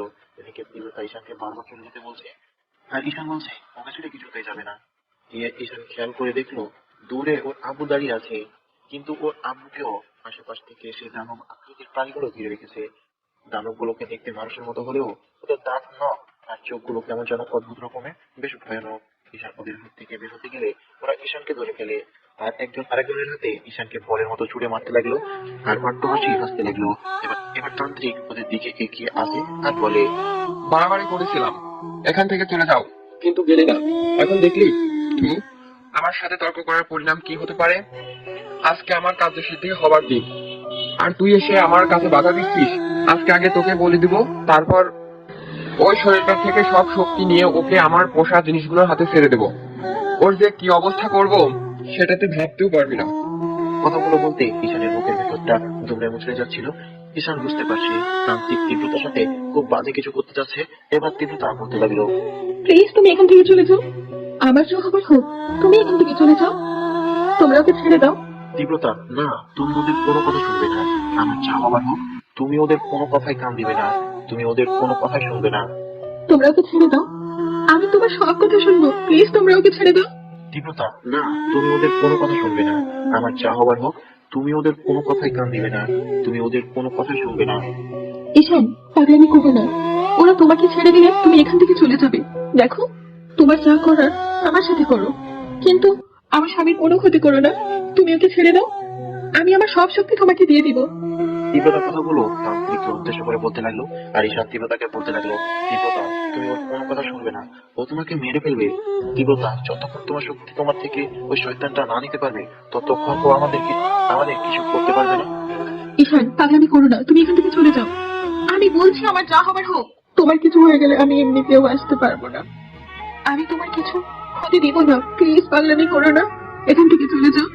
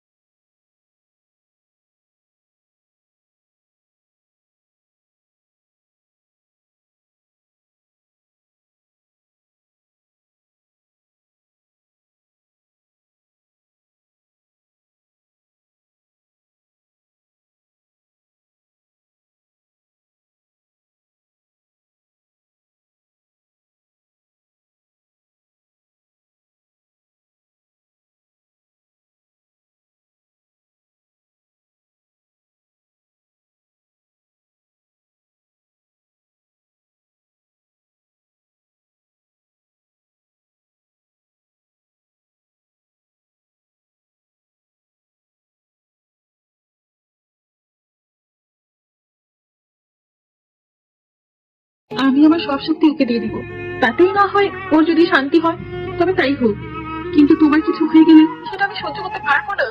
তীব্রতা, এই তীব্রতা, তুমি পাগলামি করো না। তুমি ওর কোনো কথা শুনবে না, ও তোমাকে মেরে ফেলবে। এবার তান্ত্রিক ত্রিশূলটা ফেলে দিয়ে তীব্রতার দিকে এগিয়ে গেল। তারপর ওর সামনাসামনি দাঁড়িয়ে তীব্রতার কপালে কি যেন একটা চেপে দিয়ে বেশ শক্ত করে ধরলো। তখন মনে হচ্ছিল তীব্রতার চোখগুলো বেরিয়ে আসার উপক্রম হয়ে গেছে। আর তীব্রতা কেমন যেন নেতে পড়তে শুরু করেছে। এমনিতে বোঝা যাচ্ছে ও বেশ দুর্বল। তারপর তান্ত্রিকের এমন কর্মকাণ্ডে তীব্রতার চেহারাটা গায়ে হয়ে আসছিল। আর কেমন যেন একটা আলো তীব্রতার শরীর থেকে তান্ত্রিকের ভেতরে প্রবেশ করছিল। আর ঈশান বারবার বলছিল, তীব্রতা প্লিজ পাগলামি করো না, মেরে ফেলবে। তুমি ওর কথা শোনো না, প্লিজ এরকম পাগলামি করো না। বারবার ঈশান কথাগুলো বলে যাচ্ছে, কিন্তু ওর কথাগুলো হয়তো তীব্রতার কানে পৌঁছাচ্ছে না, কারণ তীব্রতার হয়তো সজ্ঞানে নেই। ওর চোখগুলো কেমন যেন আস্তে আস্তে বন্ধ হয়ে আসছে। দীর্ঘ 5 মিনিট এরকম ভাবে একটা আলো তীব্রতার থেকে তান্ত্রিকের ভেতরে যেতে লাগলো। তখন হঠাৎ করে তান্ত্রিক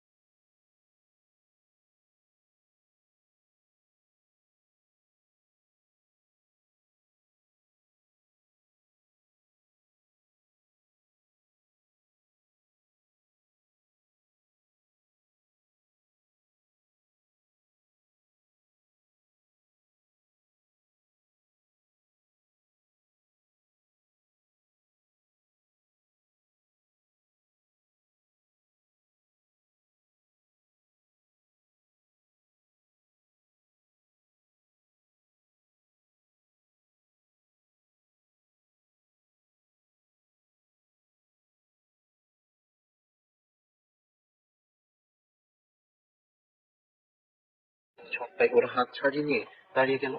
ঈশান নিজের ভেতর কেমন একটা অদৃশ্য শক্তি অনুভব করতে লাগলো। যেদিক থেকে আলোটা ওর উপর পড়ছিল সেই দিকে, অর্থাৎ উপরের দিকে তাকাতেই খেয়াল করলো দুজন মানুষের মতো ব্যক্তি ডানা মেলে আকাশ থেকে নেমে আসছে ঈশানের দিকে। এবার আকাশ থেকে নেমে আসা সেই মানুষগুলো এসে ঈশানের সামনে এসে নামলো। এর মধ্যে তার দিকে ওই অদ্ভুত রকমের দানবে রাক্ষসগুলো ঈশানের দিকে আসতে ঈশান একটা গলা ধরে একটা আছাড় মারতে সেটা 10-12 গিয়ে ধরে পড়লো। ঈশান এবার ওর হাতের দিকে তাকিয়ে খেয়াল করলো কেমন যেন অদ্ভুত রকমের একটা শক্তি ও আজ করতে পারছে। এবার সব দানবগুলো একসাথে ঈশানের দিকে এগিয়ে আসতে গেলে তখন ঈশানের সামনে দাঁড়িয়ে থাকা ওই ব্যক্তির মধ্যে একটা বলল, ঈশান ভয় পেও না, ওরা তোমার কিছু করতে পারবে না।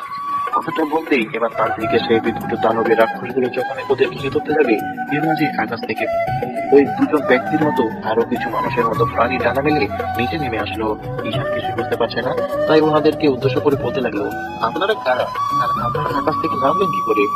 আমরা তীব্রতার আব্বু আম্মু। তুমি ভয় পেও না, সব ঠিক হয়ে যাবে। এর মাঝেই তান্ত্রিক উঠে এসে ও মন্ত্র আওড়াতে লাগলো। এবার ঈশান তান্ত্রিকের এমন কর্মকাণ্ডে অনেকটা রেগে তান্ত্রিকের কাছে গিয়ে ওর গলাটা চেপে ধরতে তান্ত্রিক অনেকটা উপরে উঠে গেল। ঈশান বুঝতে পারছে না ওর এত শক্তি কোথা থেকে এলো। ঈশান তান্ত্রিককে ওই অবস্থায় আছাড় মারলো। সাথে সাথে তান্ত্রিক 10-12 হাত দূরে গিয়ে পড়লো। ওই জায়গাটা পুরো যেন একটা রণক্ষেত্র হয়ে গেছে। আকাশ থেকে যে লোকগুলো নেমে এসেছিল তারা তান্ত্রিকের ওই রাক্ষসগুলোর সাথে লড়তে শুরু করেছে, আর ওদেরকে নিমেষে শেষ করে দিয়েছে। তীব্রতার এই অবস্থার কথা ভেবে ঈশান বারবার তান্ত্রিককে আঘাত করে যাচ্ছে। এক পর্যায়ে ঈশান তান্ত্রিকের চুলের মুঠি ধরে টানতে টানতে হাড়ি কাটিয়ে সামনে নিয়ে গিয়ে তারপর ওকে সেখানে আটকে দেয়। তারপর সেই তরবারিটা উঁচু করে ওর গলার উপর ধরে বলতে লাগলো, আমার তীব্রতার গায়ে তুই হাত দিস, আমার তীব্রতার সব শক্তিগুলো নিয়ে নিতে চেয়েছিলি তাই না, আজকে তোকে আমি মেরে ফেলবো। কথাটা বলে ঈশান যখন তরবারিটা চালিয়ে দিতে যাবে তখন তীব্রতার আক্রোশে ঈশানের হাতটা ধরে ফেলে আর বলতে লাগলো, কেন তুমি কি করছো? ওকে মেরে ফেলে তীব্রতার সব শক্তি নষ্ট হয়ে যাবে, তখন তীব্রতা আর কোনো কাজ করতে পারবে না। ওকে মারার আগে তীব্রতার সব শক্তি ওর থেকে নিয়ে নিতে হবে। কথাটা বলতেই এবার ঈশান তীব্রতার দিকে তাকালো, আর ওর আশেপাশে যারা ছিল অর্থাৎ আকাশ থেকে যে ব্যক্তিগুলো নেমে এসেছে তাদের দেখে ঈশান আর বুঝতে বাকি রইল না পরিগুলো কয়েক মিনিটের মধ্যে তান্ত্রিকের সব রাক্ষসগুলোকে মেরে ফেলেছে। ঈশান তরবারিটা ফেলে দিয়ে দৌড়ে তীব্রতার কাছে গিয়ে ওর পাশে বসে পড়ে তারপর ওর মাথাটা কোলের উপর নিয়ে বলতে লাগলো, তীব্রতা, এই পাগলি, তাকাও আমার দিকে, তোমার কিচ্ছু হবে না, দেখো তোমার আব্বু আম্মু এসেছে, আমি বলছিলাম না তোমার কিছু হবে না, তাকাও আমার দিকে। তীব্রতার শরীরে আর কোনো শক্তি অবশিষ্ট নেই, ও কোনো রকম ঈশানের দিকে মিটমিট করে তাকানো, কিন্তু কোনো কথা বলতে পারছে না। ঈশান এবার তীব্রতাকে কোলে তুলে নিল, তারপর আবারও তান্ত্রিকের সামনে এসে ওকে নিয়ে দাঁড় করাতে তীব্রতার আব্বু এসে তান্ত্রিকের কপালে আবারও সেই ঠিক একইভাবে তীব্রতার হাত রাখতে তান্ত্রিকের মধ্যে থেকে যত শক্তি ছিল সব তীব্রতার শরীরে ফিরে গেল। আর তখন তীব্রতার কেমন যেন আবার সেই আগের মতো সতেজ স্বাভাবিক রূপে রূপান্তরিত হতে লাগলো। এবার তান্ত্রিক কেমন যেন এগিয়ে পড়তে লাগলো, যখন ঈশান তীব্রতাকে কোল থেকে নামিয়ে দিয়ে আবারও তরবারিটা হাতে নিয়ে এক কোপে তান্ত্রিকের ধর থেকে মাথাটা আলাদা করে ফেললো, সাথে সাথে সেখানে রক্তের ছড়াছড়ি হয়ে গেল। আর ঈশান খেয়াল করলো আস্তে আস্তে চারদিকে কালো অন্ধকার গুলো কেটে কেমন যেন জ্যোৎস্নার রাত রূপ নিল। এবার ঈশানের আব্বু দৌড়ে এসে ওর মুখের দুই পাশে হাত দিয়ে বলতে লাগলো, আব্বু আমি কি গেছি? এবার ঈশান তীব্রতার সামনে এসে ওর মুখের দুই পাশে হাত দিয়ে তারপর ওর মুখের দিকে তাকাতে দেখলো ওর মুখটা কেমন যেন ফ্যাকাশে হয়ে আছে। তখন তীব্রতা কান্না করে দিয়ে ঈশানের হাত দুটো ধরে ওর সারা মুখে কিস করতে লাগলো। ঈশান যখন ওর উপর জড়িয়ে ধরতে যাবে তখন ওই তার থেকে তীব্রতাকে জড়িয়ে ধরে ফুপিয়ে ফুপিয়ে কান্না করে উঠলো। আর ঈশান বলতে লাগলো, এই পাগলি, কান্না করো না, অনেক কান্না করেছো, প্লিজ কান্না থামাও, আর কোনো বাধা আমাদের মাঝে আসবে না, দেখো তোমার আব্বু আম্মু আসছে। অনেকক্ষণ তীব্রতা কান্না করলো আর ঈশান তীব্রতাকে বোঝালো। তীব্রতার মাঝে এখন একটা ভয় কাজ করছে, সেটা ঈশানকে হারানোর। এবার তীব্রতার আম্মু ওর কাছে এসে মাথায় হাত রাখতেই তীব্রতা মাথা তুলে ওর আম্মুর দিকে তাকিয়ে ঈশানকে ছেড়ে দিয়ে ওর আম্মুকে জড়িয়ে ধরে কান্না করে দিল। তীব্রতার আম্মু ওর মাথায় হাত বুলিয়ে দিতে দিতে বলতে লাগলো, শান্ত হও, সব ঠিক হয়ে যাবে। ঈশান খেয়াল করলো ওদের আশেপাশে অনেকগুলো পরি দাঁড়িয়ে আছে, আর সবাই কেমন যেন অদ্ভুত রকমের, তীব্রতা আর ওর আব্বু আম্মুর মতো দেখতে। এবার ঈশান কিছু বলতে যাবে তার আগেই তীব্রতার আব্বু বলতে লাগলো, সেন, তুমি হয়তো এখন জানতে চাইবে তীব্রতা তোমার কাছে কেন এসেছিল আর কিসের জন্য সেদিন রাতে তোমার কাছে এসেছিল। আচ্ছা, আমি বলছি, তীব্রতা হচ্ছে পরী রাজ্যের রাজকন্যা আর আমরা হচ্ছি ওর আব্বু আম্মু। তীব্রতা পরী রাজ্যের রাজকন্যা আর ও অনেক ক্ষমতার অধিকারী হওয়া সত্ত্বেও কেন জানি ওই রাজ্যে ও মন বসাতে পারতো না। বারবার বলতে পৃথিবীতে ঘুরতে আসবে, কিন্তু আমাদের অনুমতি ছাড়া আসতে পারতো না। কিন্তু সেদিন অনেক বায়না করছিল, তারপর যখন আমরা ওকে আসতে দেই ওই দিন রাতে তীব্রতা তোমাকে দেখে আর তোমাকে দেখে ওর ভালো লাগে যায়। তখন ও আমাদের কাছে তোমার কথা বললে আমরা ওকে বারণ করে দিয়েছি, মানুষের সাথে পরিলে সম্পর্ক হতে পারে না। কিন্তু আমার মেয়েটা বদ্ধ জেদি, তাই ওর জেদের কাছে আমাদের হার মানতে হয়।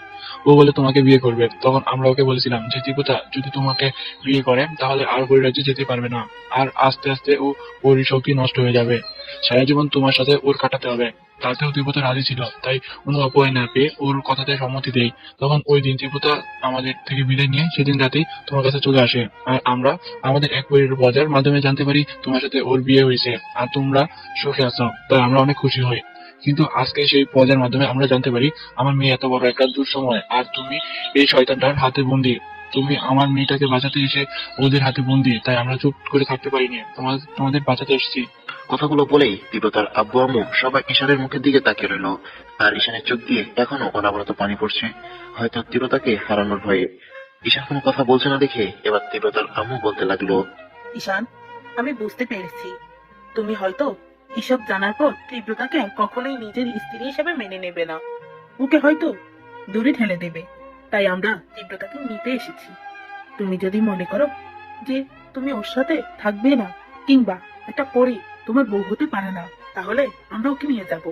কথাটা বলেই এবার তীব্রতা ওর আম্মুকে ছেড়ে দিয়ে ফুপে ফুপে কান্না করে বলতে লাগলো, আম্মু, আমি ঈশানকে ছাড়া থাকতে পারবো না, আমি ওকে অনেক বেশি ভালোবাসি। ঈশান, তুমি বলো না কেন তুমি আমাকে ছাড়া থাকতে পারবে না? আমাকে ভালোবাসো, প্লিজ একটাবার বলে তুমি আমাকে ভালোবাসো, আমাকে ছাড়া থাকতে পারবে না? ঈশান কোনো কথা বলছিল না, ওর চোখ দিয়ে পানি পড়ছিল। এবার তীব্রতা বেশ ভয় পেয়ে গেল আর ভাবতে লাগলো ঈশান হয়তো এসব জানার পর ওকে আর কখনোই মেনে নিবে না।